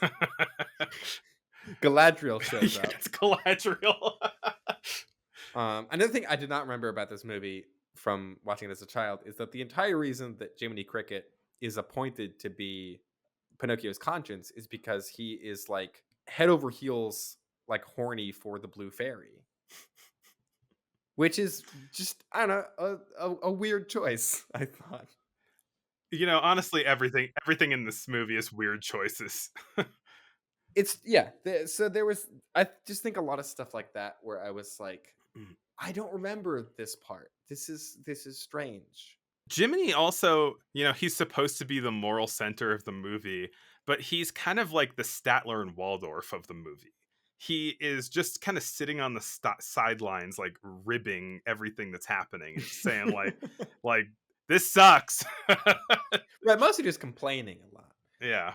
I mean, this is a fairy tale, so applying logic to it is like a fool's errand. There are a lot of like very big logical leaps, and just like there are several points of either fairy ex machina or letter from the sky ex machina that happen in this movie, where the narrative will just sort of take a jump. It's like, oh no, Pinocchio, he's stuck in a cage. He's been kidnapped by this kind of also kind of broad racial stereotype. Yeah.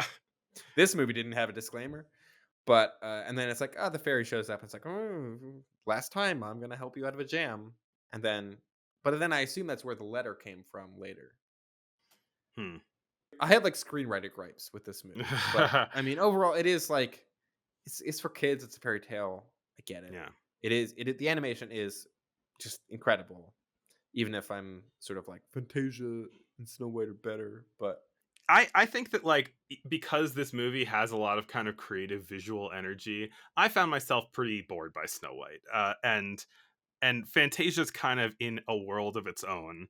So this movie, like, it feels like the craft being honed, I think when we were talking about mm, Snow White, I was saying like this is a different look from a Disney movie. It is a sort of prototype look for them.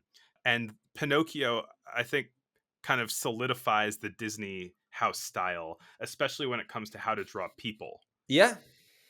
One kind of thing that I thought was interesting about the animation in this too is that, like, if you're to compare it to, so this is like an early cell animated feature, right? Where, and comparing this movie about a toy boy to an early 3D animated feature, Toy Story, which is about an Mm. animated toy boy, and Toy where boy. Toy Story, their toys, specifically because they couldn't get the 3D like animation of the squash and stretch and like the kind of subsurface scattering of skin to look Right. good on humans. Everyone And everyone was so, kind of plastic. So therefore, let's make every character literally plastic. exactly. So it was a way of compensating for limitations in the animation. Where this movie, the way that Pinocchio moves is so distinct. It's a way of flexing animation skill because Hmm. he's moving in this very, like, in a way, I don't know if it's necessarily hard to animate, but it's hard to get to look good, I would assume, as like character animation, right? Because Hmm. he Mhm. moves in this herky jerky sort of like, I only have like joints at this one spot kind of way. Mhm. So an interesting kind of parallel, I guess. The character animation is really, really impressive in this movie for sure.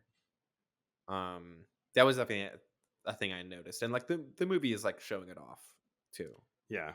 Because also like there's not like long stretches, but there's like a lot of stuff with the cat and the fish that don't really have a lot of agency. They don't really, necessarily even have a lot of personality. I feel like the cat does.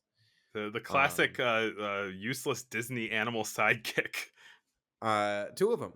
But the character animation on both of them is great, and it Yeah, especially the cat. He's like very right, expressive. but also like very like Yeah. a lot of like just cat behavior that is like so obviously a cat. Yeah. I feel like fish aren't very expressive animals anyway, so like the you know the lady fish that is like making eyes at everybody, which also is like I don't know. There's something I find kind of just like oh yeah, the lady fish is like this kind of like I don't know seductive character almost. It's just like I don't know what's going on there, Disney. Like, Yeah. is this what femininity is to you? Stick some eyeballs and makeup on it, and that's what a girl is. Uh, Right. It's this sort of thing where it's like to make a character appear feminine, they're just like put big eyelashes and like big lips on them. yeah, I would say that the fish, the fish in Fantasia are a lot more specifically sexual than the fish in Pinocchio, but they're both more than you would expect. Yeah. Yeah, just a lot of like references to butts in Pinocchio. Either for humor or just sort of like it's just there. Mhm. I don't know if that is like an intentional thing, if that was just the humor of 1940, which it But kind of was. butts are funny. I feel like Chaplin, I mean, they like he are has a lot of fun, so like many. Yeah, yeah, a lot of butt based comedy. for sure. Pinocchio does also. People know the plot of Pinocchio, right? There's Geppetto is an old man. He makes a little puppet. Puppet. He wants the puppet to go to school, and he doesn't go to school. He goes to the Donkey Island, and then a whale eats them, and they escape. Yep. That's the plot of Pinocchio. I mean, we could touch on like some of the abject horrors in this movie. The island of kidnapped children that are then turned into donkeys to be sold to the mines, I feel like warrants discussion. They something that kind of shocked me watching this, because I think I watched this when I was a kid, but I didn't really have any memory of it, as with many Disney movies that aren't from the 90s. But like this, they do not address all of the other suffering, crying children who are Yes, turned into slave they donkeys. they are never seen or heard from again. You'd think that, like, Pinocchio would bust this scheme wide open, but he's just like, "Ah, I'm out of No, here, whatever. yeah, I'm back not home. I'm good. not my problem." But yeah, that I also right again fairy tale. Don't think about it logically. Are donkeys that valuable that they need to set up this whole elaborate They have like a whole steamship to take kidnapped children to an island They, full they're of like with a full amusement park on it. they are child trafficking to Pleasure Island, which is not good. It's not. Not It good luck. doesn't. Yeah. No. And I also wonder about that is like how much are they aware of the like implications of all of that? I hope they're not. I mean, like, Otherwise, this movie is way darker. post Epstein, this has a more unsavory look to it.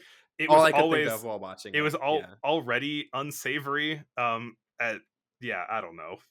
It is what it is, I guess.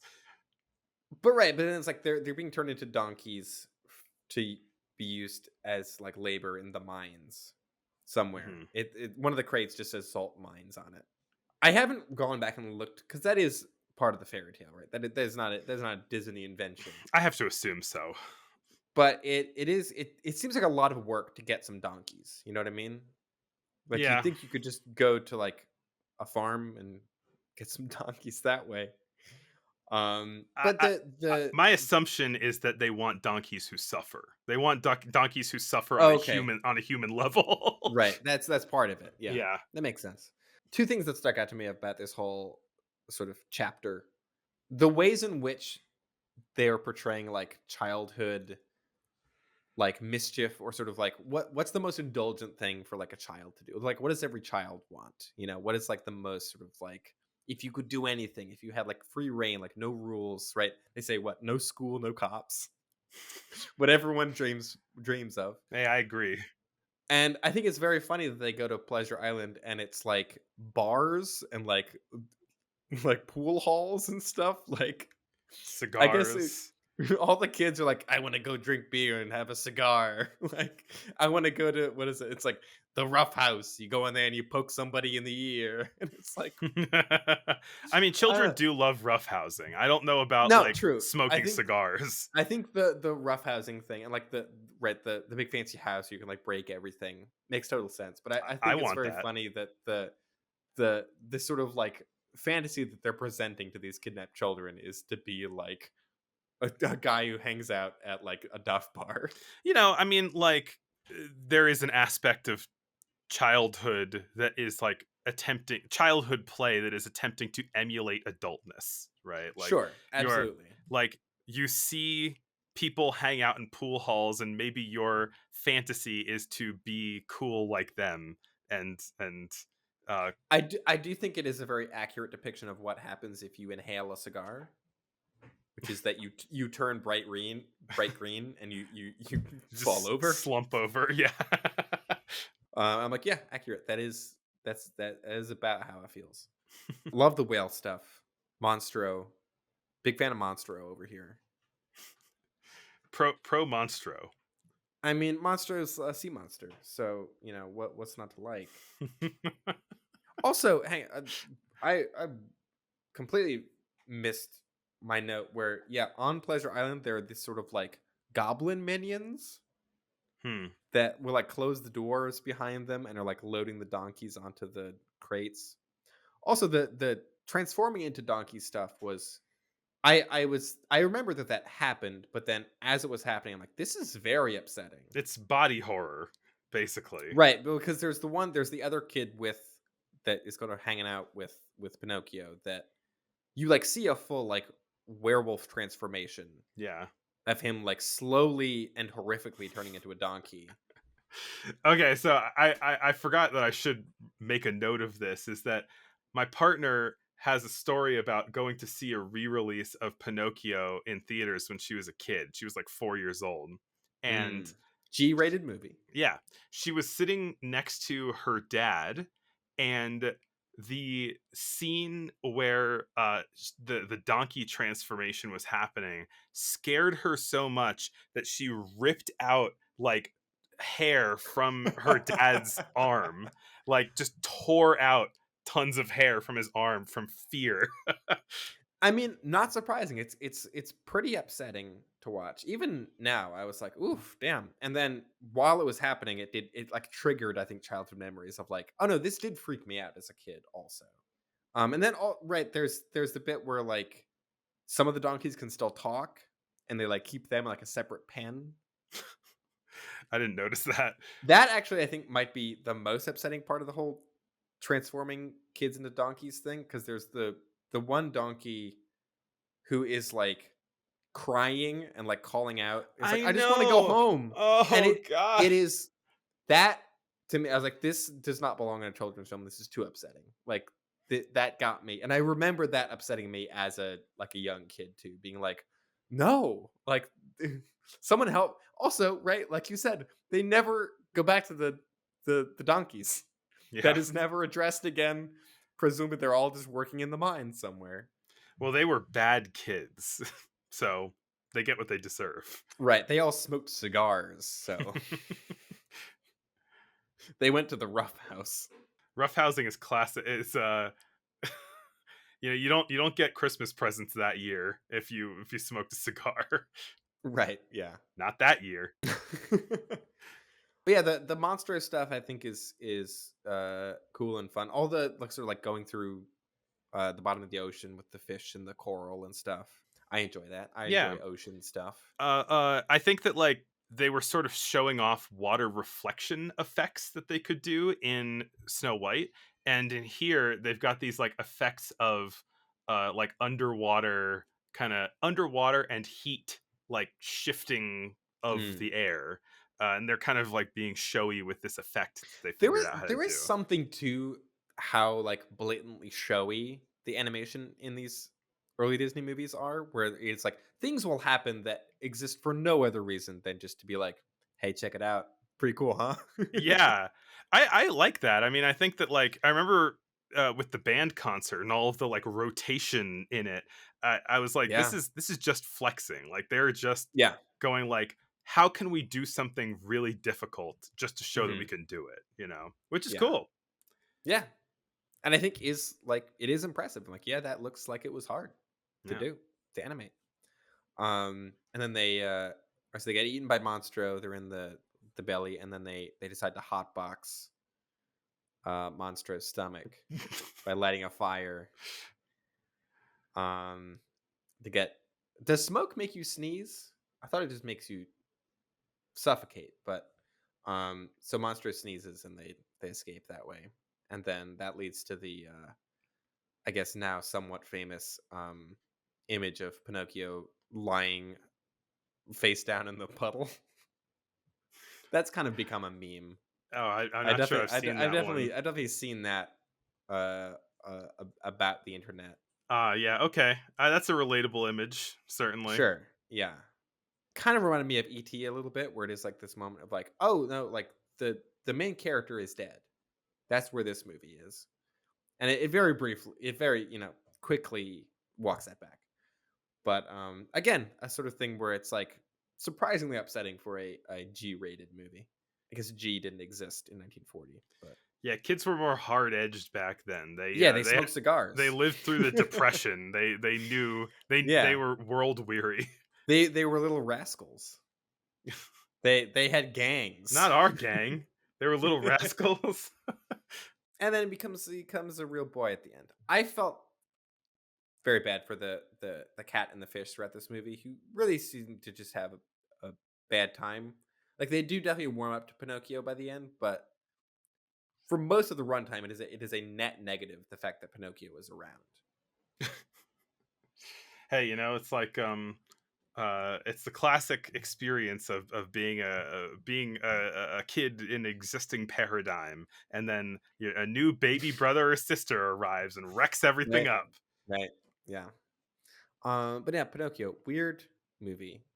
Makes sense why it's had the influence that it has, and yeah, Wish Upon a Star, great song. It's a good song. Yeah. It's The rest of the songs not as much. There are a few other songs in this movie. None of them really have the sticking power that one I literally don't remember them. does. Exactly. So, we've been in the belly of the beast. Where do we go next? We have sort of like, I guess, more like kind of pairs of movies to talk about next, right? We've done our animation block Mm-hmm. and our Chaplin block. I feel Well, like our Nazi block. sure, yeah. I think we should talk about the two comedies that we watched. I feel like that is more of a natural progression. Let's I don't light. really have a good transition here, but let's talk about some comedies. Okay. Starting with, I guess, the Philadelphia Story. I watched that one first, so you did not enjoy. I take it. No. I I mean, I saw your letterbox review, so I know you didn't think it was great, and I think I get it. I definitely think I enjoyed it more than you did, but I don't know what was your main gripe? I didn't care about anything that was happening. Okay, I mean, yeah, fair. I did have the thought watching this. This is a sort of directed by George Cukor, which I don't know if we've watched any of his features yet. Maybe we have. I don't think so. Yeah, me neither. It's screwball comedy. I had the thought: has screwball comedies finally gotten too mean? Yeah, like it's not And playful. It's not it's not fun.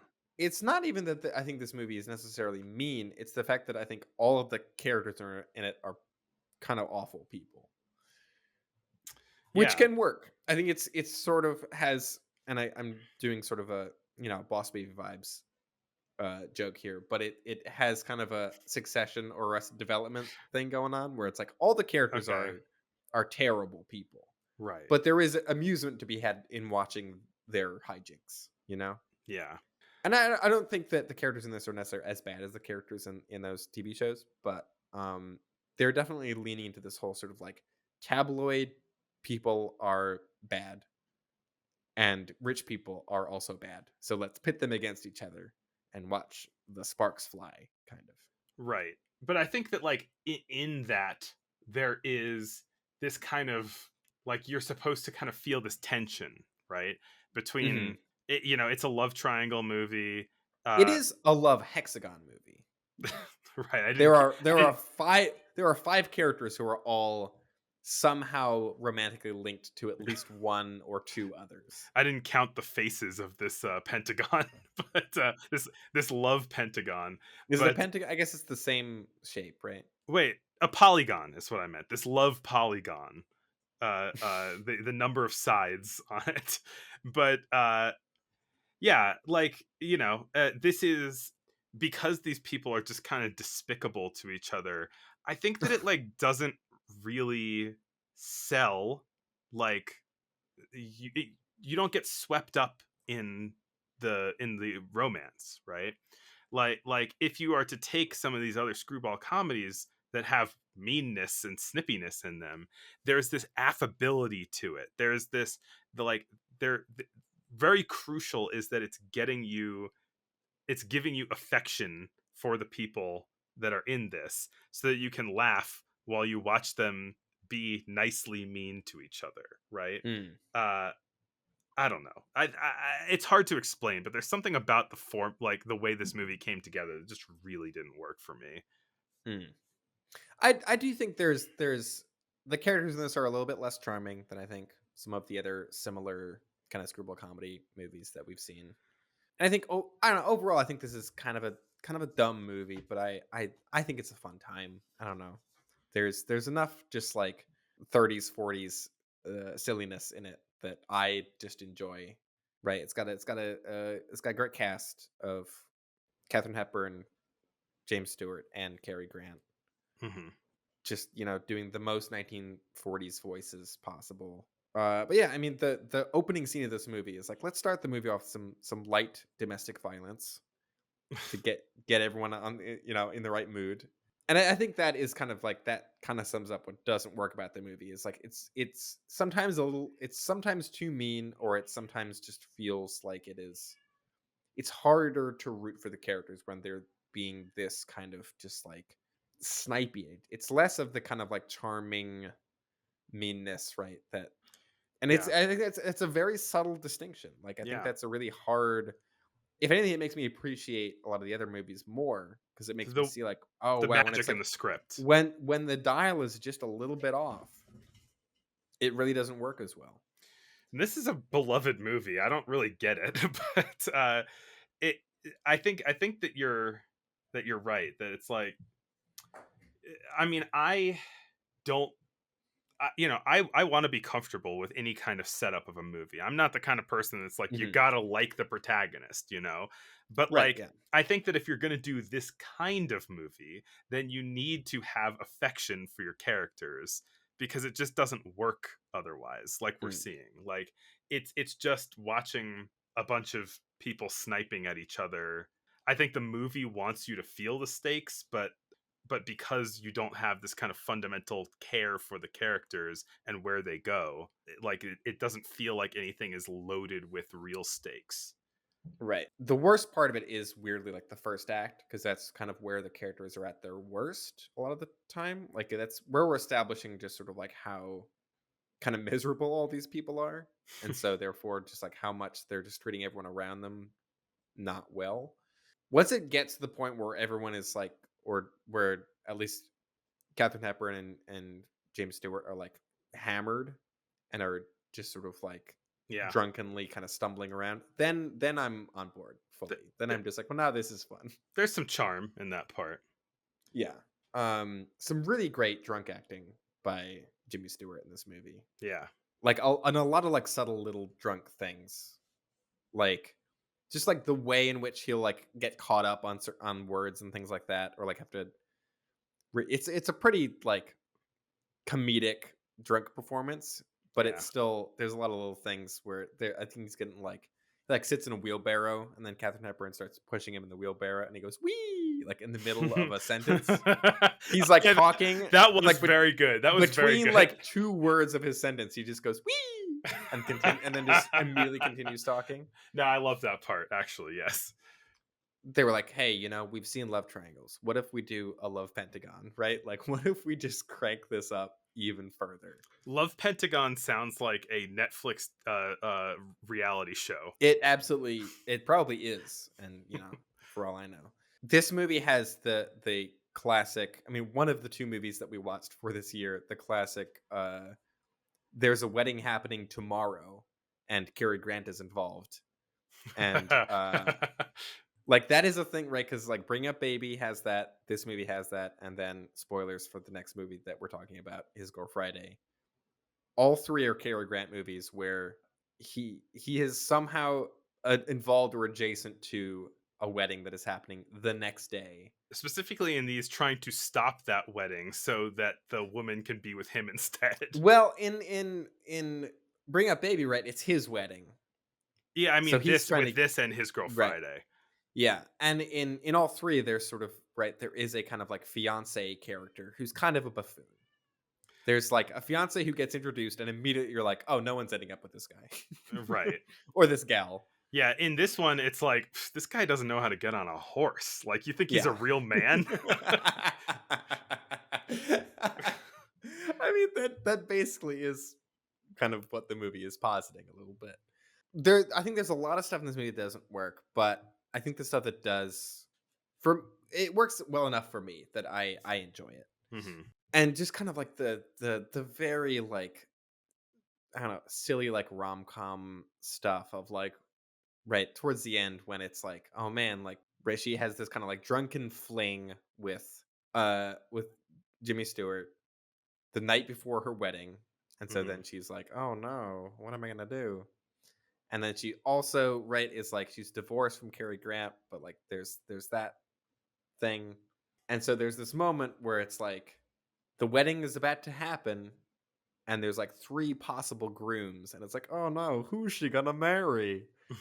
It feels like a real kind of solid screwball comedy premise. I almost kind of wish that section of the movie had been kind of stretched out a little bit more.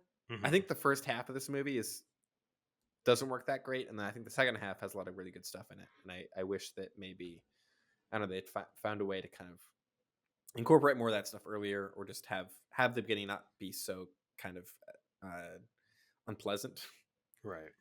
And speaking of the wedding, this is like kind of the example of a comedy of remarriage, which Yeah, a lot of divorce in these like screwball comedies I've noticed. yeah, I mean, so friend of the show Jack Vernick was talking to me about a book about the kind of coined this term called the Pursuits of Happiness, the Hollywood comedy of remarriage, where it's basically like the idea with this is because like extramarital things are kind of not allowed so much. They kind of have people and like kind of this like boyfriend swapping situation is not something that would be allowed. They kind of create this like sort of contrived scenario where like this person's temporarily not married, where they can like do all of this fun silly plot stuff, and then they kind of bring them back together again, and it's wholesome and Right. and haze appropriate. Yeah. Right, which I feel like I think even a lot of like the Ernst Lubitsch movies tend to have this like they end up in a place that is very kind of traditional. Normative. Yeah. Right. Like I Don't Want to Be a Man, I think was kind of the one that stuck out the most because that one's like German I mean, doesn't even matter pre-code because it wasn't in the States. Weimar era. Yeah. But like even that movie, I think right, it ends in this very kind of like right normative man is with woman and it is all above board, you know? And yeah, that definitely seems to be a thing with I think even the more kind of boundary pushing comedies that we've watched they tend to end up in a fairly traditional place, except maybe Designed for a living. Design for Living, which is kind of the thing that makes that one really stand out. Yeah. They sing Somewhere Over the Rainbow. That's true, right? That's interesting. Yeah. It's a pretty new reference.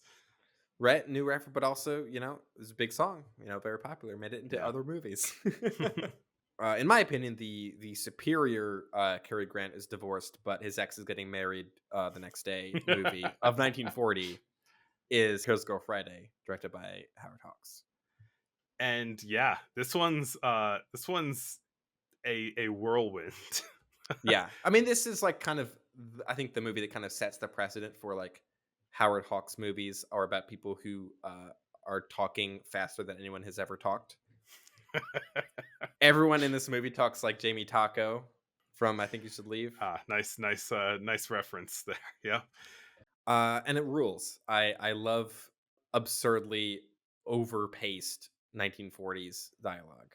Yeah, surprisingly, something about the way that Bringing Up Baby was structured in comparison to this, I felt so much more exhausted with Bringing Up Baby, and I felt kind of invigorated by this movie. Bring Up Baby was also Howard Hawks, right? Yes, yeah, it was. Yeah, it was another Cary Grant, Howard Hawks, Katharine Hepburn movie Right, where a lot of stuff happens and people talk really fast, right? Mm-hmm.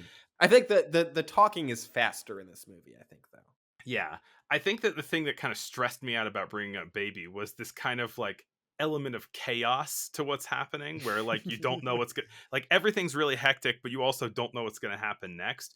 Where this movie is everything's moving really fast, but it's about everyone getting on the same page about something, right?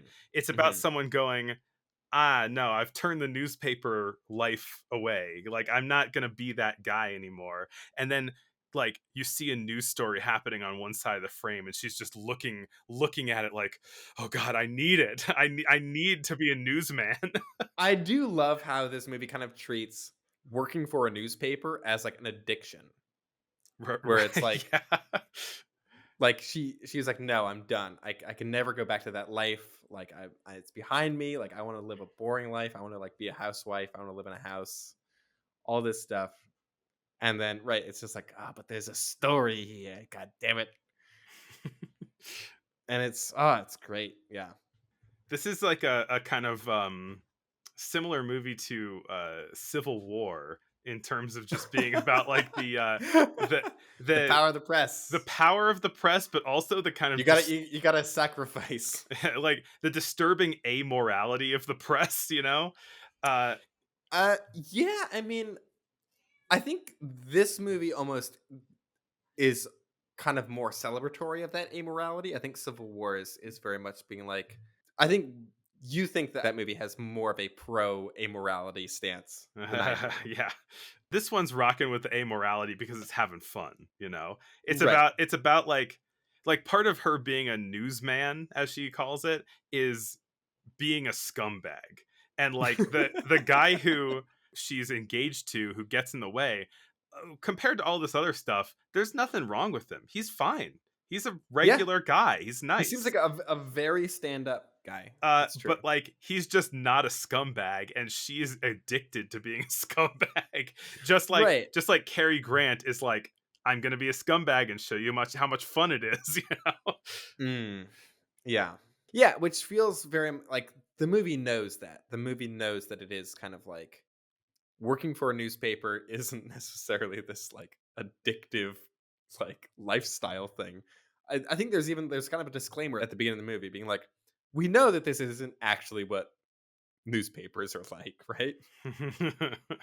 One of the first things I thought of watching this movie is all of the Daily Bugle scenes in the Sam Raimi Spider-Man movies. Yeah, definitely. Seem very, and I know that Sam Raimi loves like Howard Hawks and like 40s movies also. So it does seem very much like that is a pretty direct kind of like not necessarily a reference, but I mean like an influence, I guess. Right.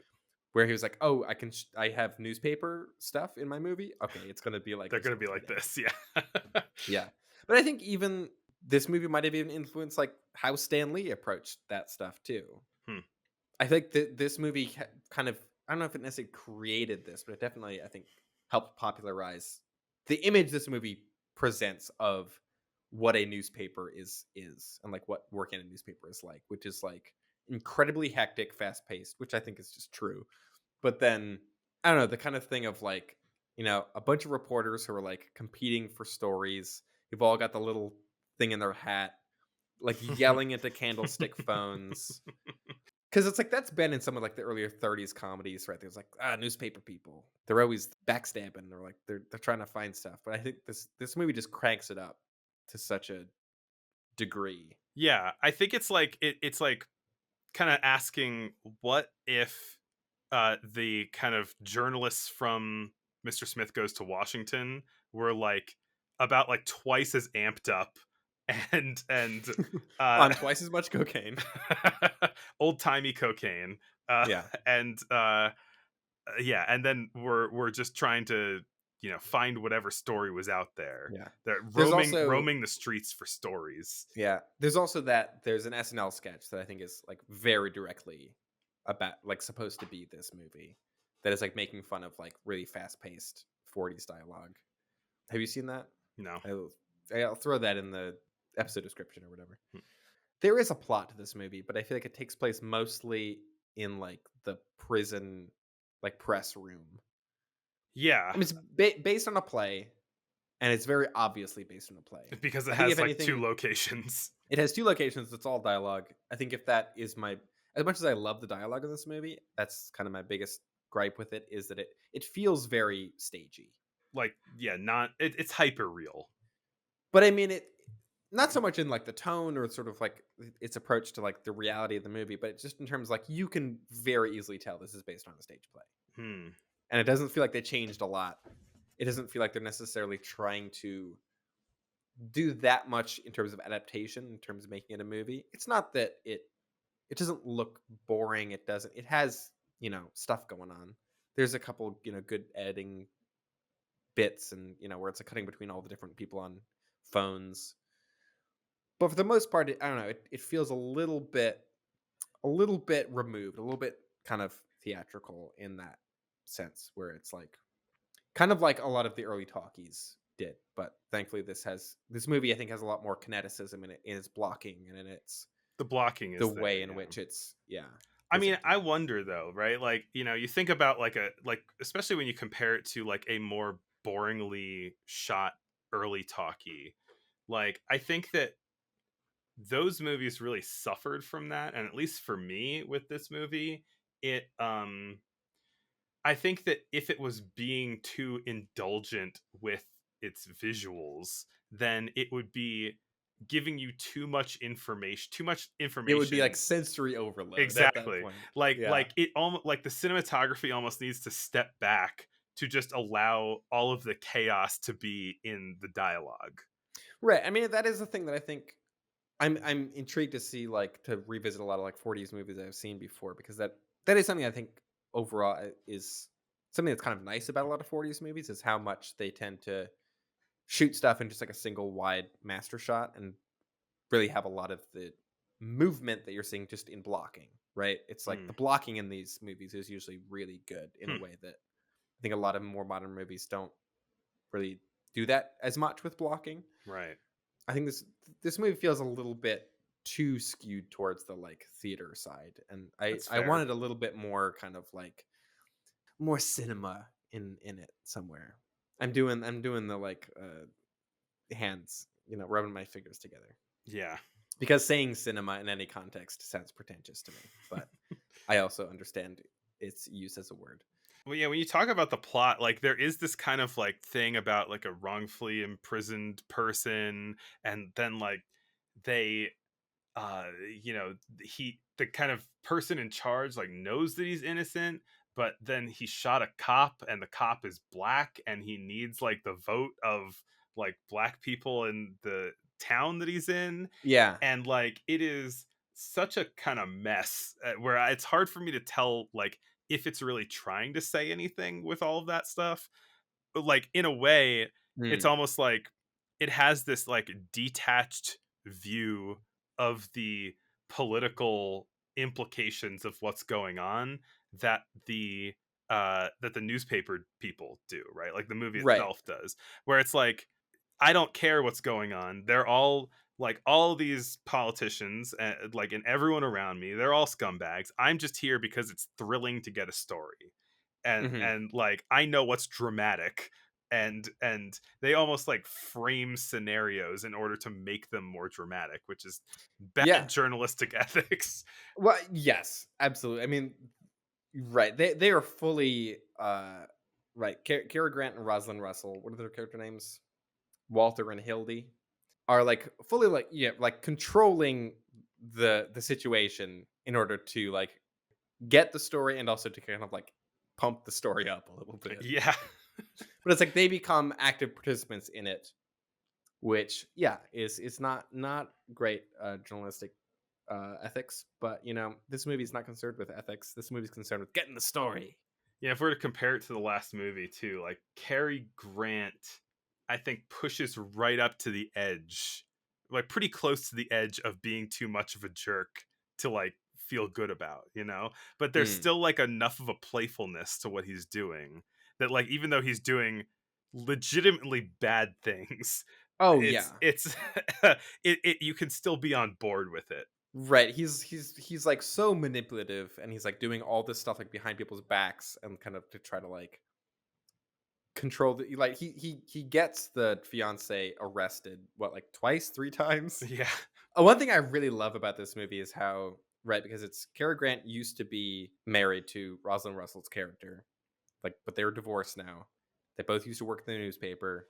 Now Hildy is like, I'm out. I'm done with that life. I'm marrying a boring guy. I'm moving to the suburbs.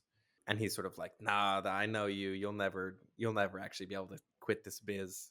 And he keeps kind of like, right, trying to get the fiance arrested and like sending all of his sort of like goons out. He like knows all these sort of like low level criminals because he's like, he's been around doing journalism, so he like knows all who all the local criminals are. But then it's funny that Hildy also knows who all the criminals are. So then whenever they show up, she's like, "No, I know who you are. Like, get out of here." like there's the bit where her fiance is on the phone. What's his name? Bruce, right? And he's like, "Oh, like there's like this woman approached me, and like now I'm in jail." And he's like, "A woman, huh? Is she blonde? Like, yay high?" Is like she's like, "Yep, I know exactly who that is. You're not in trouble. Like, I know who's behind this." Like, it's all of Walter Cary Grant's like schemes. Like, she knows what all his schemes are, right? Right. Already. So like whenever he's trying stuff, she's sort of like, I see you. I, Yeah. I know what you're doing. It's a couple of savvy people trying to like kind of outmaneuver each other. Like Yeah. one of them is trying to get out and resist the temptation to be a newsman again, and the other one is trying to get her to drop the other guy and marry him instead and get her to become a newsman again. But I think it's very funny that he wins in the end. Like Yeah. she does abandon her fiance and go back to being a newspaper man and remarries Cary Grant in like a whirlwind of like chaotic energy where they're just like, oh, we're so amped up. We just broke the biggest store of the year. Yes, let's go get married in Niagara Falls. They said they were going to spend a week in Niagara Falls, and I was like, what do you do for a week in Niagara Falls? I've Like, been there. I don't know how you spend a week there. Yeah, it's like it's kind of it's not be treated as like a happy ending. It's like, oh hey, like the couple got together, but it is this kind of there's a bit of kind of acidity to it, I think. And I think mhm, the movie knows that there's a bit of acidity to it. right. She is abandoning her sort of like, yeah, it's like boring life or whatever, but she's sort of like getting roped back into this thing that she wanted to get away from. And that's where the movie ends. It's like, yep, no, she's going back to being a newspaper I mean, I think person. if you look at it as an addiction metaphor, sure, but like to me, I don't really it's think it's supposed to be an addiction metaphor. I do think it's supposed to be like, no, this is something that she genuinely loves doing and is very good at. that's the thing. It's And like therefore, I think there that is something very triumphant to her returning to it. Yeah. yeah, I mean, I think that like maybe the movie is kind of putting saying her being addicted to being a scumbag and like and newest news story, like that is not the aberration. The aberration is this normative life that she yearns for, right? The moral is that she's kidding herself about wanting to be a normal person, Yeah. rather than her having this kind of toxic relationship with her work and with another guy. Like she's like that stuff is kind of like it's just there, but she likes it, you know. Kind of a phantom thread ending. Yeah, actually, that not a bad comparison. I do kind of like how, yeah, the movie is like ends on this note of like, no, no, reject like normal stuff. Like it is a triumphant ending where like the character embraces this like chaotic but really like energizing lifestyle. But also kind of like expression, right? Like her whole thing is that she's really, really good at journalism and is a Mhm. really good writer and can like get people to talk to her in a way that other people can't. Yeah. As a weird eccentric artist person myself, I do definitely see the I did kind of I didn't cheer at the end of this movie, but I was like I was in a good mood. I was like, yeah, Yeah. good ending. And also, yeah, it feels like especially a lot of like romantic comedies or like we were just saying, like they usually end in this way where it is like, no, at the end of the day, we're embracing this kind of like very stable or like normative status quo at the end. No matter Mhm. what crazy hijinks happened earlier, I do like how this movie kind of ends on a thing like, no, no, the hijinks will continue. We are doubling down on the hijinks of this. Right. Yeah, I mean, since we've been watching these post-code movies, I think one of the more surprising things to me is how these movies don't necessarily feel like too much less edgy than the ones pre the code. Like there are ways that you can tell, but there's still an edge to them. There still can be an edge Hmm. to them. And in a way, like I think that people got very deft at navigating the code very Yeah, quickly yeah, because the code is really just some boxes that have to be checked. hmm, And it doesn't it doesn't say all movies must be G-rated. It just has these like weird arbitrary rules about like what can and cannot happen in a movie, and as long as you can work around that, then you can be relatively filthy. yeah. There is a moment like kind of halfway through this movie where the stakes suddenly become way bigger, right? Where the guy they're like at the prison to interview breaks out and has a gun, and they're like the cops are shooting Tommy guns everywhere. And also, this movie is like very. This movie does not have a very, I guess, positive view of like the police either. It feels like it kind of portrays them as kind of buffoonish Right. and dangerous. Also, a lot of the time when it's like we're sending every cop out to look for this guy, and they're like almost running people over. They're shooting Tommy guns at all the windows, just willy nilly. Yeah. All the reporters are like, "Excuse me, we're up here." That stuck out to me as like, oh, we've established this. It's about romantic tension and like newspaper stuff, and then kind of halfway through, it's like, right, there's a whole scene where the guy is like confronting Hildy with a gun, and she has to like talk him down so she doesn't get shot, Hmm.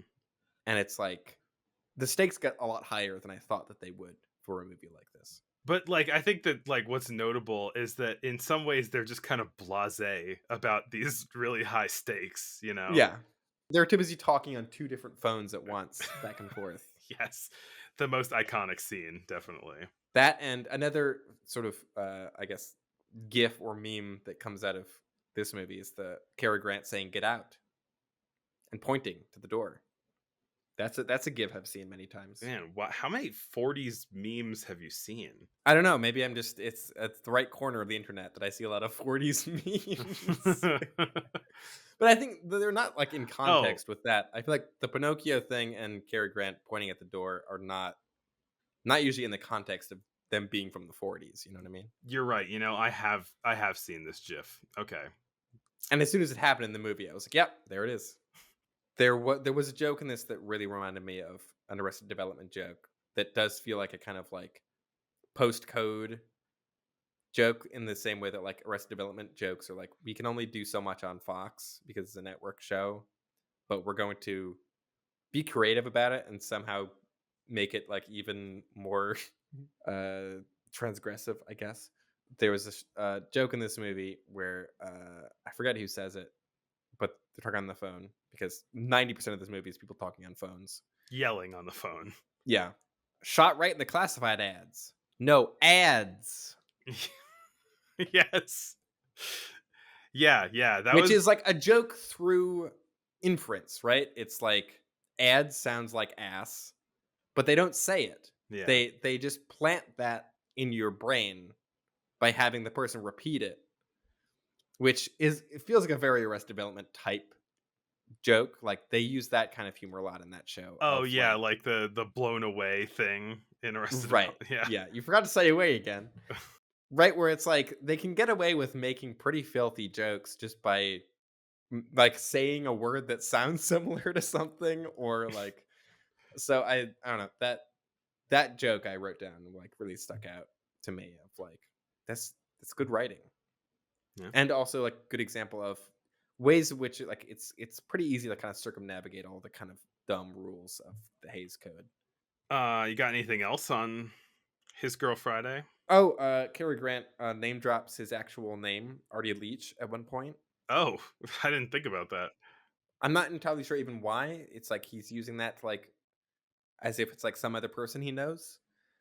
Yeah, but weird and notable that he's like stealthily just like saying his own name in a movie. It's like how when Tom Cruise is in a movie, he just sometimes goes Tom Cruise.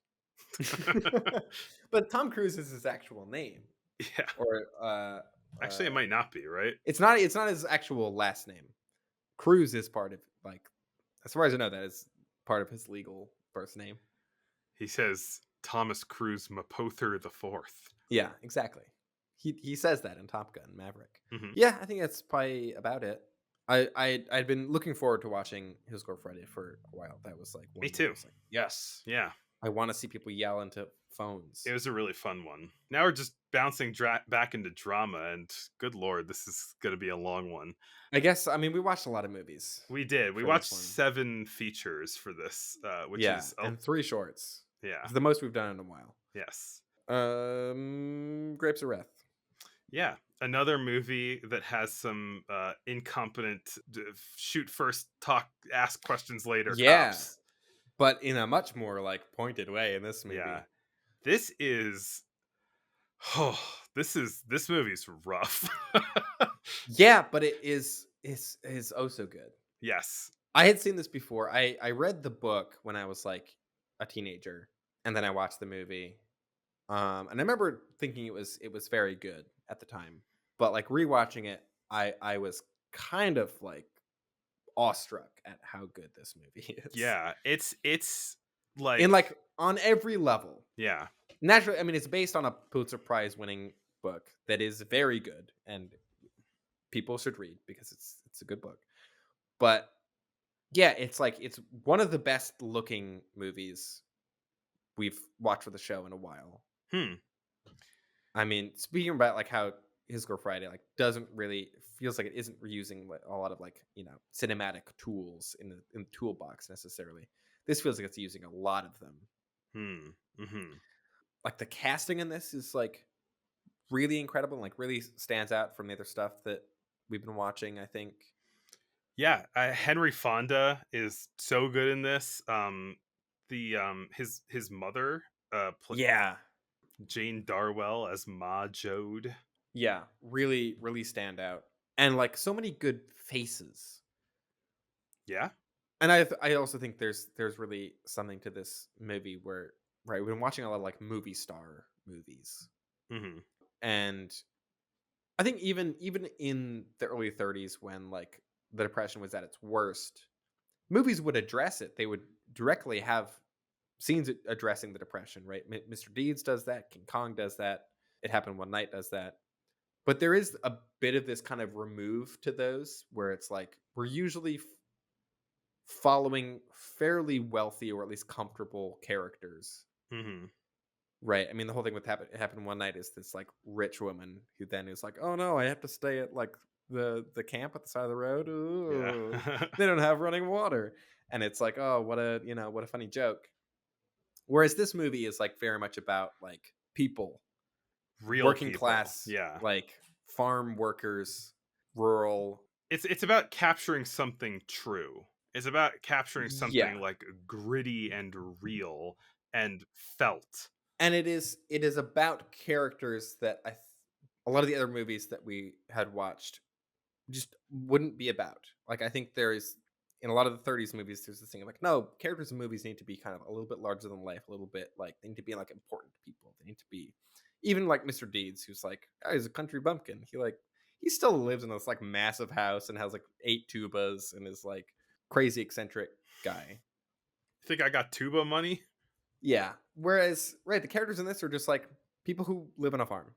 And that's like every character is just like someone who came from like rural Oklahoma. And also just like the stakes of this movie are like, where are we going to sleep tonight? And will we be able to eat today? Yeah. And it's like about a family that is just struggling with that question every moment of this movie.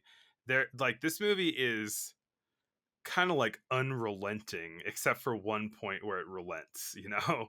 Like I was thinking after the movie like what it was about. And I feel like at first blush you might say that the movie is about perseverance, but I think that the movie like through adversity or something Hmm. like that. But I think that the movie is not about the perseverance.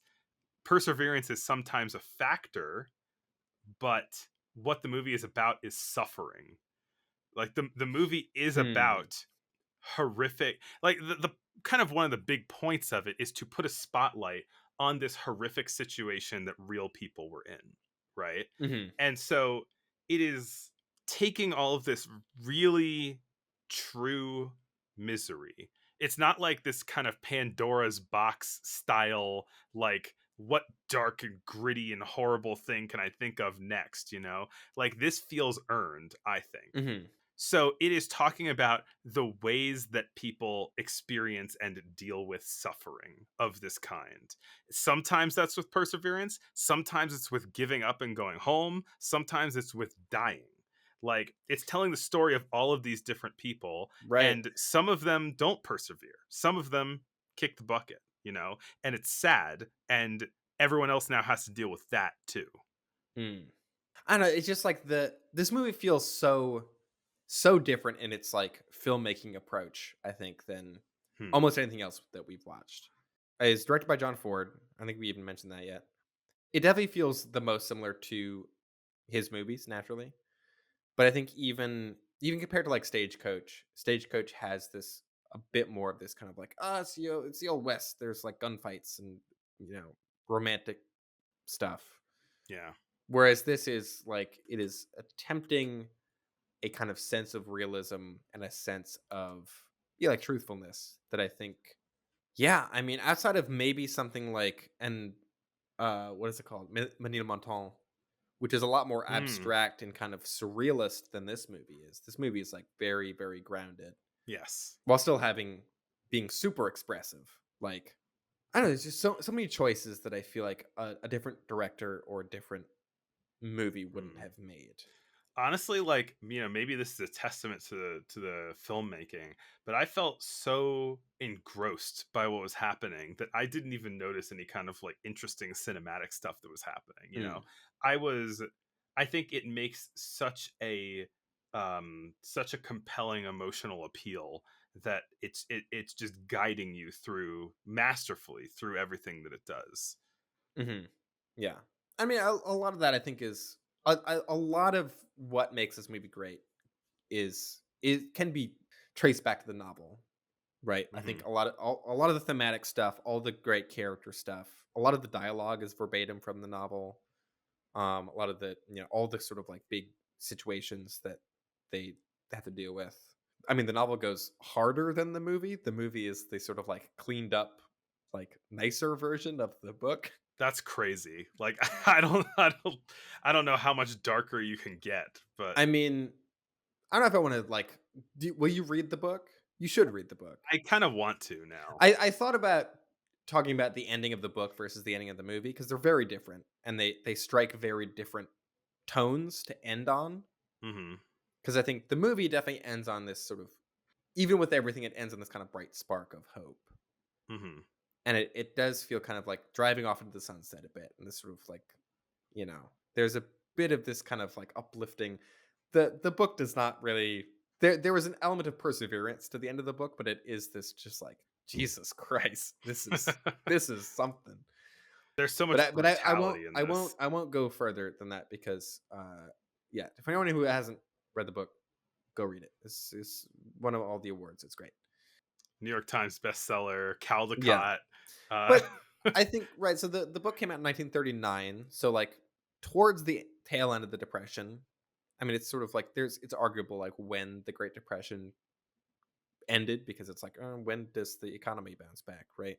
mhm. It's I think the kind of generally accepted thing is like World War One happens, or sorry, World War Two happens, and that kind of like galvanizes the country to kind of come together a bit more. But I mean, it was happening before that, right? Yeah, it's where All the all the other countries were economically devastated by World War II, right. but America turned out great afterward. I mean, there was right. It was like restart all this industry and like all these factories reopened and that kind of thing. But there was a lot of right. There was all the public works stuff, all the New Deal stuff. Like there, I think from about like 36 on, there was this kind of like steady kind of road to recovery. Yeah, I I think believe this is set. 33 is when the worst unemployment was. I think this is set in 1929, like right right in the heat of the beginning of No, the because Depression, right? the crash was like December 29. Oh, okay. I'm guessing this is probably set right because he was in jail for 4 years. I think this is probably set in 33, if I had to guess, Okay. because that was also the worst year. And I think, but they also make some references to like Department of Agriculture, like New Deal stuff. Although that might be like a whole year after the movie starts, or more. I'm not sure. But so another a thing that really stuck out about this movie that feels notable and like different from a lot of the other things that we're watching is it was shot by Greg Tolland. We'll talk about him more next episode. Very famous Whoa. director of photography, and I think the lighting in this movie feels very different from I think a lot of 30s movies, with plenty of exceptions, tend to be fairly well lit. They have this kind of a bit more kind of like sitcom-y vibe to them. This movie is like very, very dark, Hmm.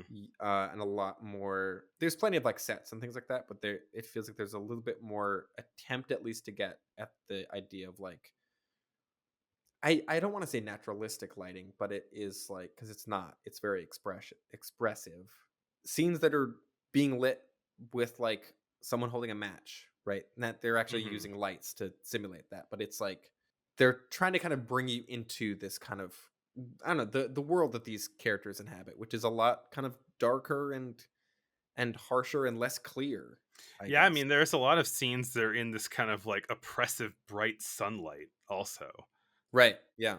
where like the whole frame is almost white from uh I don't know if it's really going that fully expressive, but it is it does, like they're Yeah. out working outside, they're out suffering without cover, in a shelter, and Yeah. the sun beats down on them.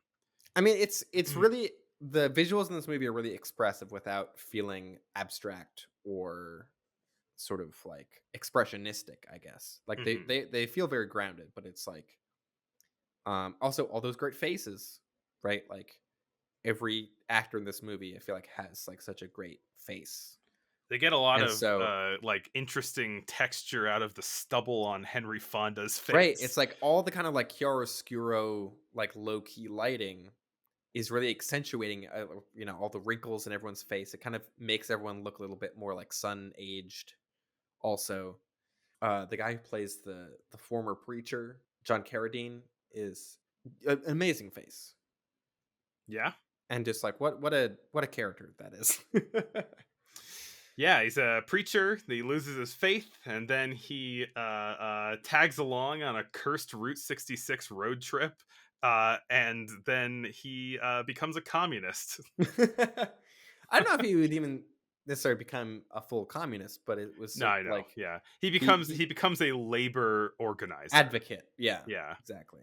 Henry Fonda plays Tom Joad, who was just released from prison. I like how the movie opens with him hitchhiking, and while he's in the car with the hitchhiker, he's like, "Yeah, I just got out of jail. I killed a guy." And the guy's like, "Oh, okay." Or he says, and just also just like the way that he talks about killing someone is he's like so matter of fact about it. It's like, yeah, he stuck a knife in me, so I hit him in the head with a shovel, and he died. Like I went away for like 8 years, but got 4. Like he's just so like it's the kind of like, yeah, I got a flat tire. Like, what are you gonna do? Right. And I feel like that's kind of that character's approach to like everything he comes up against. He's a very I hesitate to use the word simple minded because that implies a level of like unintelligence. But it's Hmm. it's this guy who like I feel like he's very present, right? He's really only is thinking or caring about Hmm. the immediate situation because that's all he's ever really had to think about. And it's also when you have no home to go to, no Yeah. job, there are no jobs, Yeah. right? Like you were just released from prison with like your clothes. It's like that he doesn't have time to think about anything else other than just like where am I going to sleep, what am I going to eat, and Right. that applies to then his whole family because they get kicked off their farm that they've lived on for decades Yeah, like or every more. moment has this kind of immediacy to it because, like, when the grandpa dies, spoilers, like when the Mm, grandpa dies, like they just have to bury him and keep moving because they only right. have so much gas, they only have so much food. They're trying to make it to California because they've heard there are jobs there. Yeah. And it's like, Because they have a flyer that says there are jobs in California. That's all they're yeah, going on. That's like, hey, it's a lead. It's something. I guess we're yeah. going to California. And so we'll just go, we'll we're gonna suffer whether we stay or whether we leave, and so we might as well do something. Mm. And it's funny, I keep talking about suffering, and you were talking about him being a character that's in the present. It's like, is this a Buddhist story or something? But yeah, I mean, I think that makes sense. That it's like they can't think about the past, they can't think about the future because they're too worried about the present. It's kind of similar to the conversation that Tom ends up having with the labor people, right? Hmm. Where he's like, all of these people are just suffering through the circumstances that they're in right now, and they are not willing to put what they have, like the meager thing that they have right now, at risk in order to create a better future. And it isn't until their situation goes from horrific, like horrific but barely scraping by doable, to actually exploitative, cannot do this anymore, that people are able to turn around and make a Mm. stand. There's a scene a little earlier than that, right, where he's like he finally gets a job right through I think the Department of Labor thing. There's like all this stuff where like the Department of Agriculture, right, is like running this kind of housing project. It's like little development that like will let people stay here as long as you clean it up yourself. You appoint your own like law enforcement, and it's like paid for by the Department of Agriculture. Government pays for it. The like local police and like a bunch of other just like local people are like, nope, that's communism. We hate Yeah. this. We're gonna ruin it as as much as we possibly can.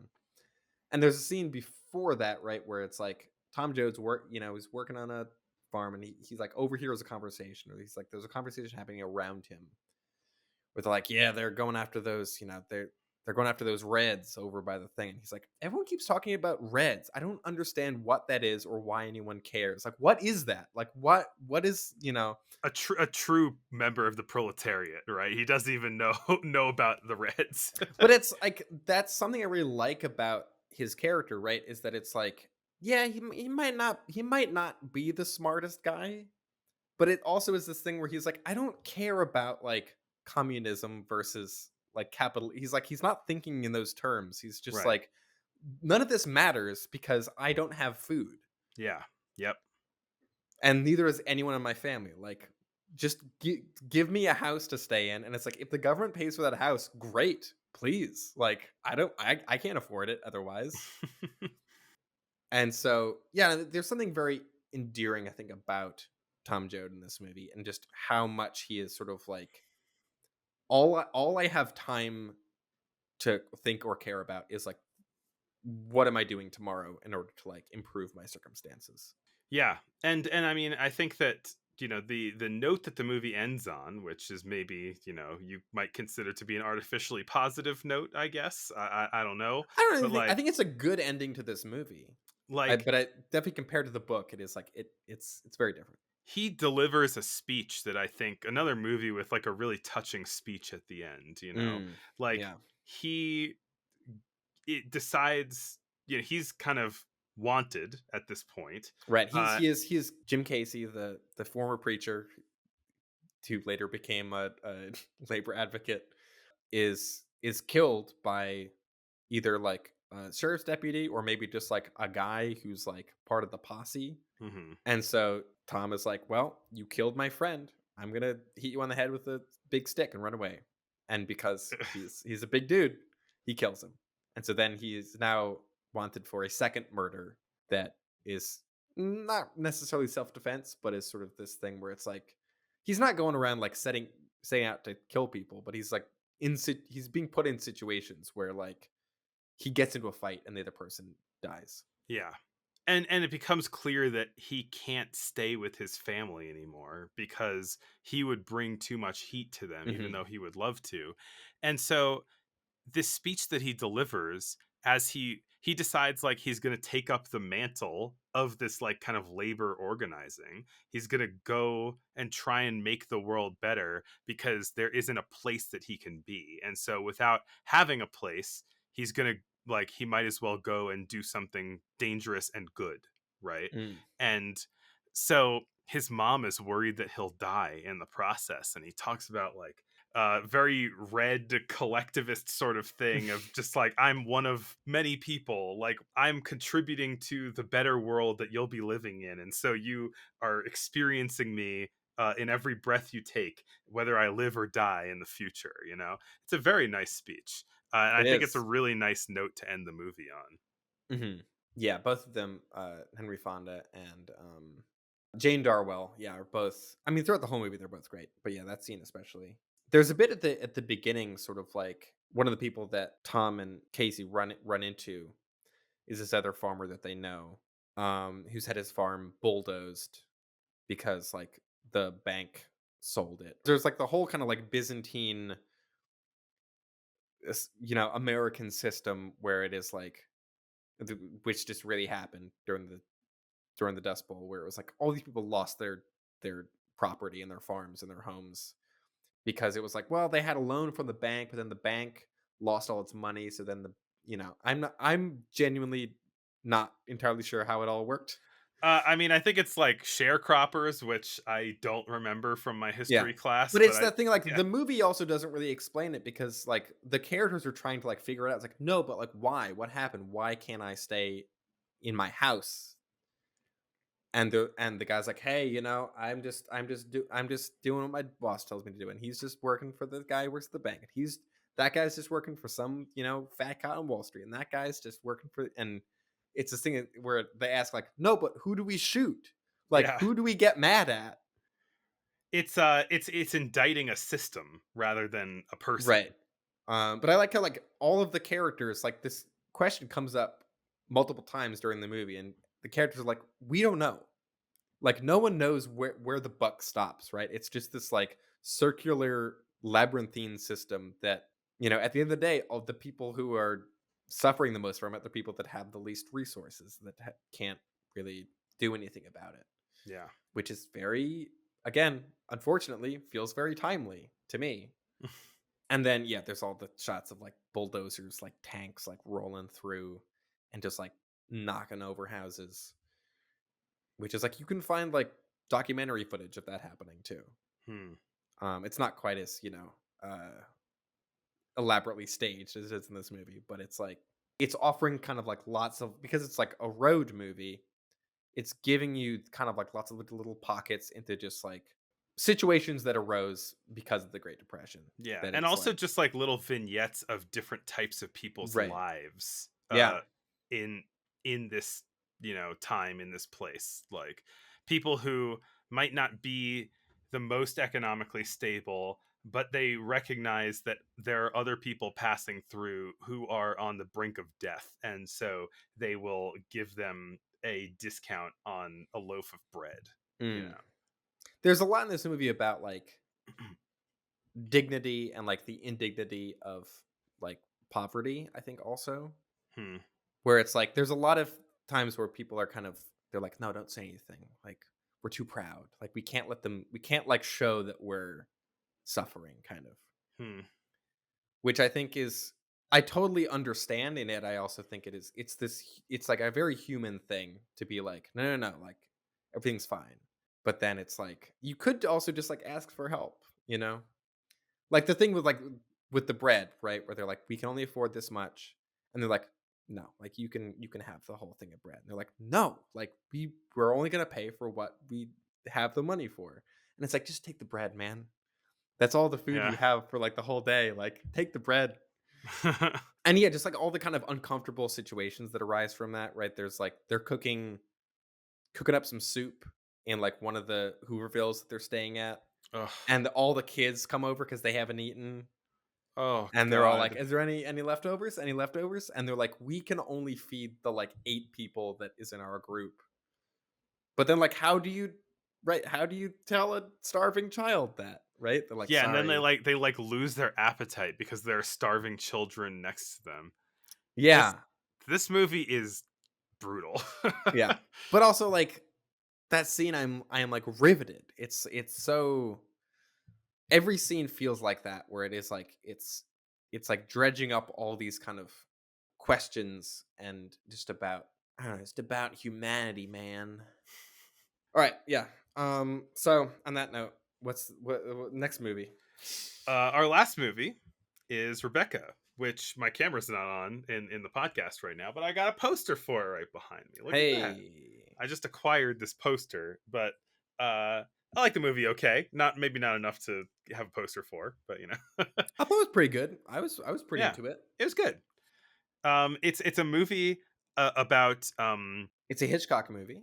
it's a Hitchcock movie, which is The it's first American Hitchcock movie. and yet it's a thoroughly British movie. It really is. It is about upper class British people being bitchy to a poor British person. All stuff that Tom Joad would not care about whatsoever. Yeah. Tom Joad could not be bothered by a single thing that happens in this movie. Yeah, this is a movie that's like kind of full of like poor person microaggressions, it's about somebody who is kind of through a whirlwind sort of marrying into an extremely like aristocratic family. She's not just a fish out of water, but almost it becomes the subject of this kind of intense ire of many people around her because you Mm. don't live up to the old wife. Yeah, it's the whole thing, right? Where what's her name? Well, she doesn't have a name, I guess is the main. Joan Fontaine is the lead, but it is very notably like her character does not have a name. She's only ever referred Mm, to as Mrs. De Winter or like, Darling or something. right. Where she's working for like some rich woman on vacation and she meets this handsome fella, George Fortescue Maximilian De Winter or Maxime. Played by Laurence Olivier. Laurence Olivier, a guy who hated method acting, famously. Um, not relevant to this movie, but just a funny thing. They like hit it off, get married, and it is funny. I think there are a couple moments in this movie that really reminded me of The Lodger. In that, right? Mm. It's like, oh, this like mysterious, super wealthy man is just shows up, and it's like, hey, you seem fun. You want to get married and come live at my palatial estate that has its own Okay. name. And he's like, okay. And then it's like, I feel like there's all this stuff of like, I was married once, but something terrible happened. And he's like, I don't want to talk about it. And then it's Well, like, I won't speak of my ex-wife, but I can't stop thinking about my ex-wife. right. And she's like, ooh, who's that fellow? I bet he did kill his wife. And but so there's I feel like there's all these sort of like red flags that keep popping up, right? That it's like, I don't want to talk about it. And then it's like he does like sort of little things where he's like very controlling, where he's like, don't bite your nails. And then other people that know him are like, oh, he's lovely, he's the best, like you're gonna have a great time. He does occasionally fly into a rage, but like you don't need to worry about that. So it's like it's being like very obvious about setting up like, oh, this guy definitely killed his first wife, right?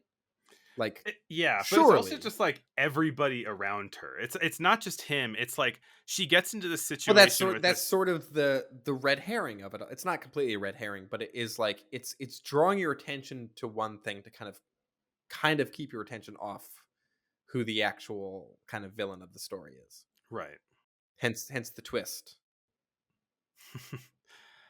Which is delivered in was it a one take with Laurence Olivier? It was like a very It long might have been. It's a like very a long scene. where he like recounts the kind of alternative version of history that makes you re-examine everything, even though it still doesn't excuse the way that he acted. Right, of course not. But I love how that scene.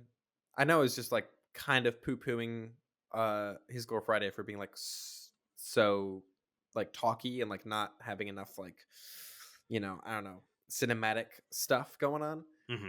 Hmm. I do really like how that whole scene is done purely in dialogue. One, because I think Yes. I think Laurence Olivier is very compelling in just sort of his performance, but I like how it's Laurence Olivier, good actor. Who yeah, knew? hot take. He's telling the story, and so there's a degree to which it's sort of like, okay, this is like this. I mostly explains everything, but it's like I guess I just had to take his word for it. Like I think if they had done a flashback or anything, sure you can have unreliable flashbacks, but I like how I think both the Mm. main character, right, John Fontaine's character, and the audience also are sort of like, I think I believe him, but I might not. Well, it ends up being true. And what the truth of it is that through the whole movie, she has been almost like kind of metaphorically haunted by the ghost of Yes, the first Mrs. Oh God, what's her last De name? Winter. De Winter. Another The thing I love about this movie is that it is a haunting movie, but there Right. is no ghosts. It's like a metaphorical haunting movie. Yeah. The titular Rebecca. Maybe the better way of phrasing it, the more conventional way of phrasing it, is that she is living under the specter of Rebecca, Mm. right? So she's always being compared to her. That's not the way Rebecca would have done it. That's not the way that Mm. the first Mrs. De Winter would have done it. Yeah. Then when Laurence Olivier gives this big kind of expository speech. He's like stressed smoking the whole time, which I feel like is I don't know, it's like it's good business for him to be doing. One of the really cool like cinematic things that it does in that scene is that it creates, like, as it's talking about, he talks about her walking across the room that they're in, and the Mm. camera moves and follows where she might have been where she would have been Mhm. during this scene, but it's Yeah. just following nothing. And so Yeah. it is making this ghost of her almost more literal while still not being true, you know? Yeah. And I think it does like a really good job of like mirroring her experience and almost like saying this thing that you felt haunted by, like it really is haunting you, you know? Mm. Alfred Hitchcock, good director. Yeah. And then, I mean, right, there's so like, I guess the big reveal, right, is that Rebecca was actually like a psychopath. And she was the one that was like controlling and manipulative and like all these things. Also, she had terminal cancer and was going to die, and so wanted to like get get Maxime to murder her so that he would like take the blame for it. Yeah, like she's like, I'm terminal, so I'm going to use this opportunity to make other people around me as miserable as I can Yeah. in the process of me dying. Which I think the thing that she had cancer is in the book that this is based on. But in the movie, it's like there's a scuffle and he like pushes her and her head gets like smashed against something. Hmm. So it's like mostly accidental. Like he didn't really intend to murder her, right? Right. That's manslaughter. And right, in the book, he like straight up shoots her. Oh, so she successfully tricks him. Yeah, which I Hmm. think apparently David O. Selznick was like really pissed that because of the Hays Code, it was directly because of the Hays Code that they made the change. And David O. Selznick was like, the whole point of this book is that it's about a guy who like murdered his wife, and that the end is that like, oh, it's like it's not necessarily justified, but it's like this, the twist is that like, right, it like turns kind of that on its head. Huh. And Interesting. then it's like, now it's the story of a man who buried a wife who was killed accidentally. And he's like, that's not as good of a story. I mean, I Um, guess it kind of turns it less. It turns it more into like about the suffering that he went through as a result of her right. manipulativeness, I right? I do think it kind of still works, and it kind of still has this thing of like, yeah, he murdered his wife, but like there's more to it than that. Yeah. Which I think is a very Hitchcocky story to adapt. And also it just right. I think the thing that works well about it is the fact that it is laying it on so thick at the beginning to be like, this guy definitely killed his wife, right? And then the movie's like, well, yeah, but there's also this other thing. Which is kind of, I don't know, reminded me of the Lodger a bit, where it's like, no, he's not a serial killer, he's just a weirdo. The great moral of that story. Yeah. Yeah. And then one kind of big element of this movie that we haven't talked about is Mrs. Danvers. Right. I mean, kind of the key to the whole thing. Which also was like another Hays Code thing, is that like a lot of crux of the Mrs. Danvers character is not really cut out of this movie, but it is thoroughly downplayed. Which is that she was in love with Rebecca and Hmm. they had a whole thing. And so that is like why she hates the new Mrs. De Winter so much. She liked the old established kind of paradigm, and she bristles a lot at any changes to that. But also, Mhm. yeah, just it's not explicit, but like I feel like fairly. I don't know. It's like a fairly clear read that like I think it's it's pretty either easy like to read into the movie to like get that out of it.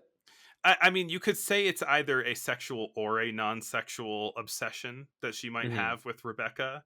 I think it was more explicitly sexual in the book, is my impression. Yeah. I haven't read the book, but that seems to be a thing where, like, Breen being a homophobe was like, no, that can't be in there. And like when they like submitted the script before they even shot it, it was like he was like, none of that. Apparently, he had no problem with the very explicit fact that Rebecca was sleeping with her cousin. But whatever, you do you, Breen. It's the English aristocracy, you know.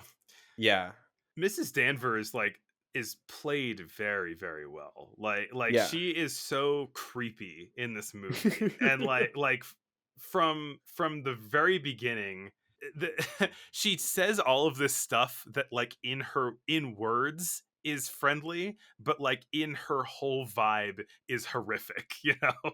Mm, Like she's constantly like doing, I guess, this like passive aggressive stuff to the main character. hmm Mrs. Danvers is kind of the crux of her like not feeling welcome there. In addition to her sort of just Yeah. unsupportive, flies off the handle sometimes new husband. Right. Her new husband who says things like, "Don't be such an idiot, darling." Real line from the movie. Which is not dissimilar to the lines that the parents tell their children in oh god, the other Hitchcock movie, The Man Who Knew Too Much. Oh, It's yeah. just Right. like, Yeah. shut up, darling. Right. Also, I don't remember if he says that, but at some point, someone in this movie refers to scrambled eggs as that mess, which is what I'm going to call scrambled eggs from now on. The most British thing that I loved in this movie was someone going, "There's a thrilling article on what's the matter with English cricket." What's the matter with it? I think the most English thing about this movie is the fact that the creepy incest cousin always says toodaloo whenever he leaves a scene. Often like by a window. He'll just like appear and exit scenes in like upsetting ways. Steal people's chicken wings. But yeah, getting back to Mrs. Danvers. Yeah. There's this like she seems very obsessed with Rebecca from the start, and is like there's immediately this thing where it's like you're not the same as the old Mrs. DeWinter. You're not as good as her.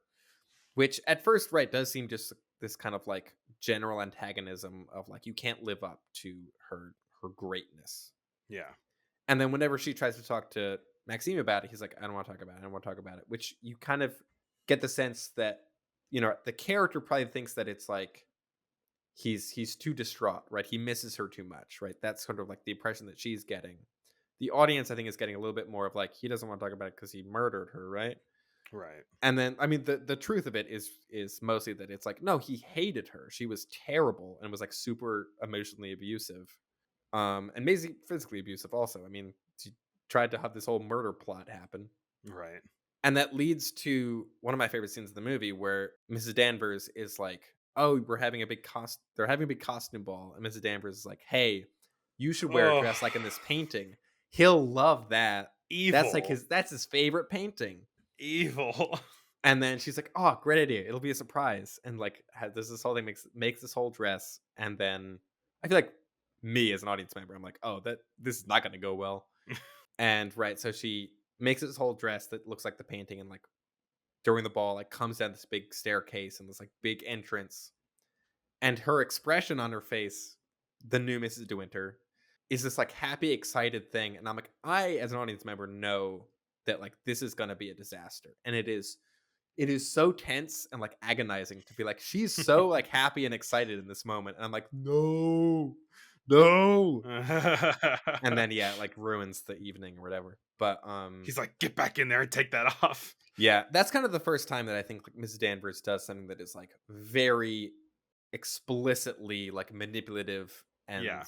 it's she's no longer being passive aggressive at that moment. She's just being aggressive. Yeah. It's the moment I think the movie takes a turn from like this kind of subtle experience of this, you know, of these microaggressions of like Mhm. like rich people just like making her feel like she doesn't have a home That's there. that's more of a macro aggression. Yeah, that's just like her just like we are in open warfare now, you Right. know. And yeah, it all culminates with Mrs. Danvers in just a crazy scene of like she what was it? She's like, if you're gonna make some kind of change to the way that I liked living at this place, Manderley, Mm. like I would rather torch this entire mansion and go down with it, like to live truly to my way of existing, than like have you sully it any further. Yeah. And so she just is a creepy lady in a burning building. uh Right, burns down the whole mansion with herself inside. she can join Rebecca in the afterlife. Indeed. Yeah. I really like how gothic this movie is. Not a hot take that this movie is very gothic. Not a hot topic. No. I don't know. Yeah, I'm into it. I feel like this makes me want to kind of dig more into the kind of like gothic literature genre. Hmm. and that sort of like I like big spooky houses and like people who like appear mysteriously and they're sort of like, yeah, come live with me in my mansion.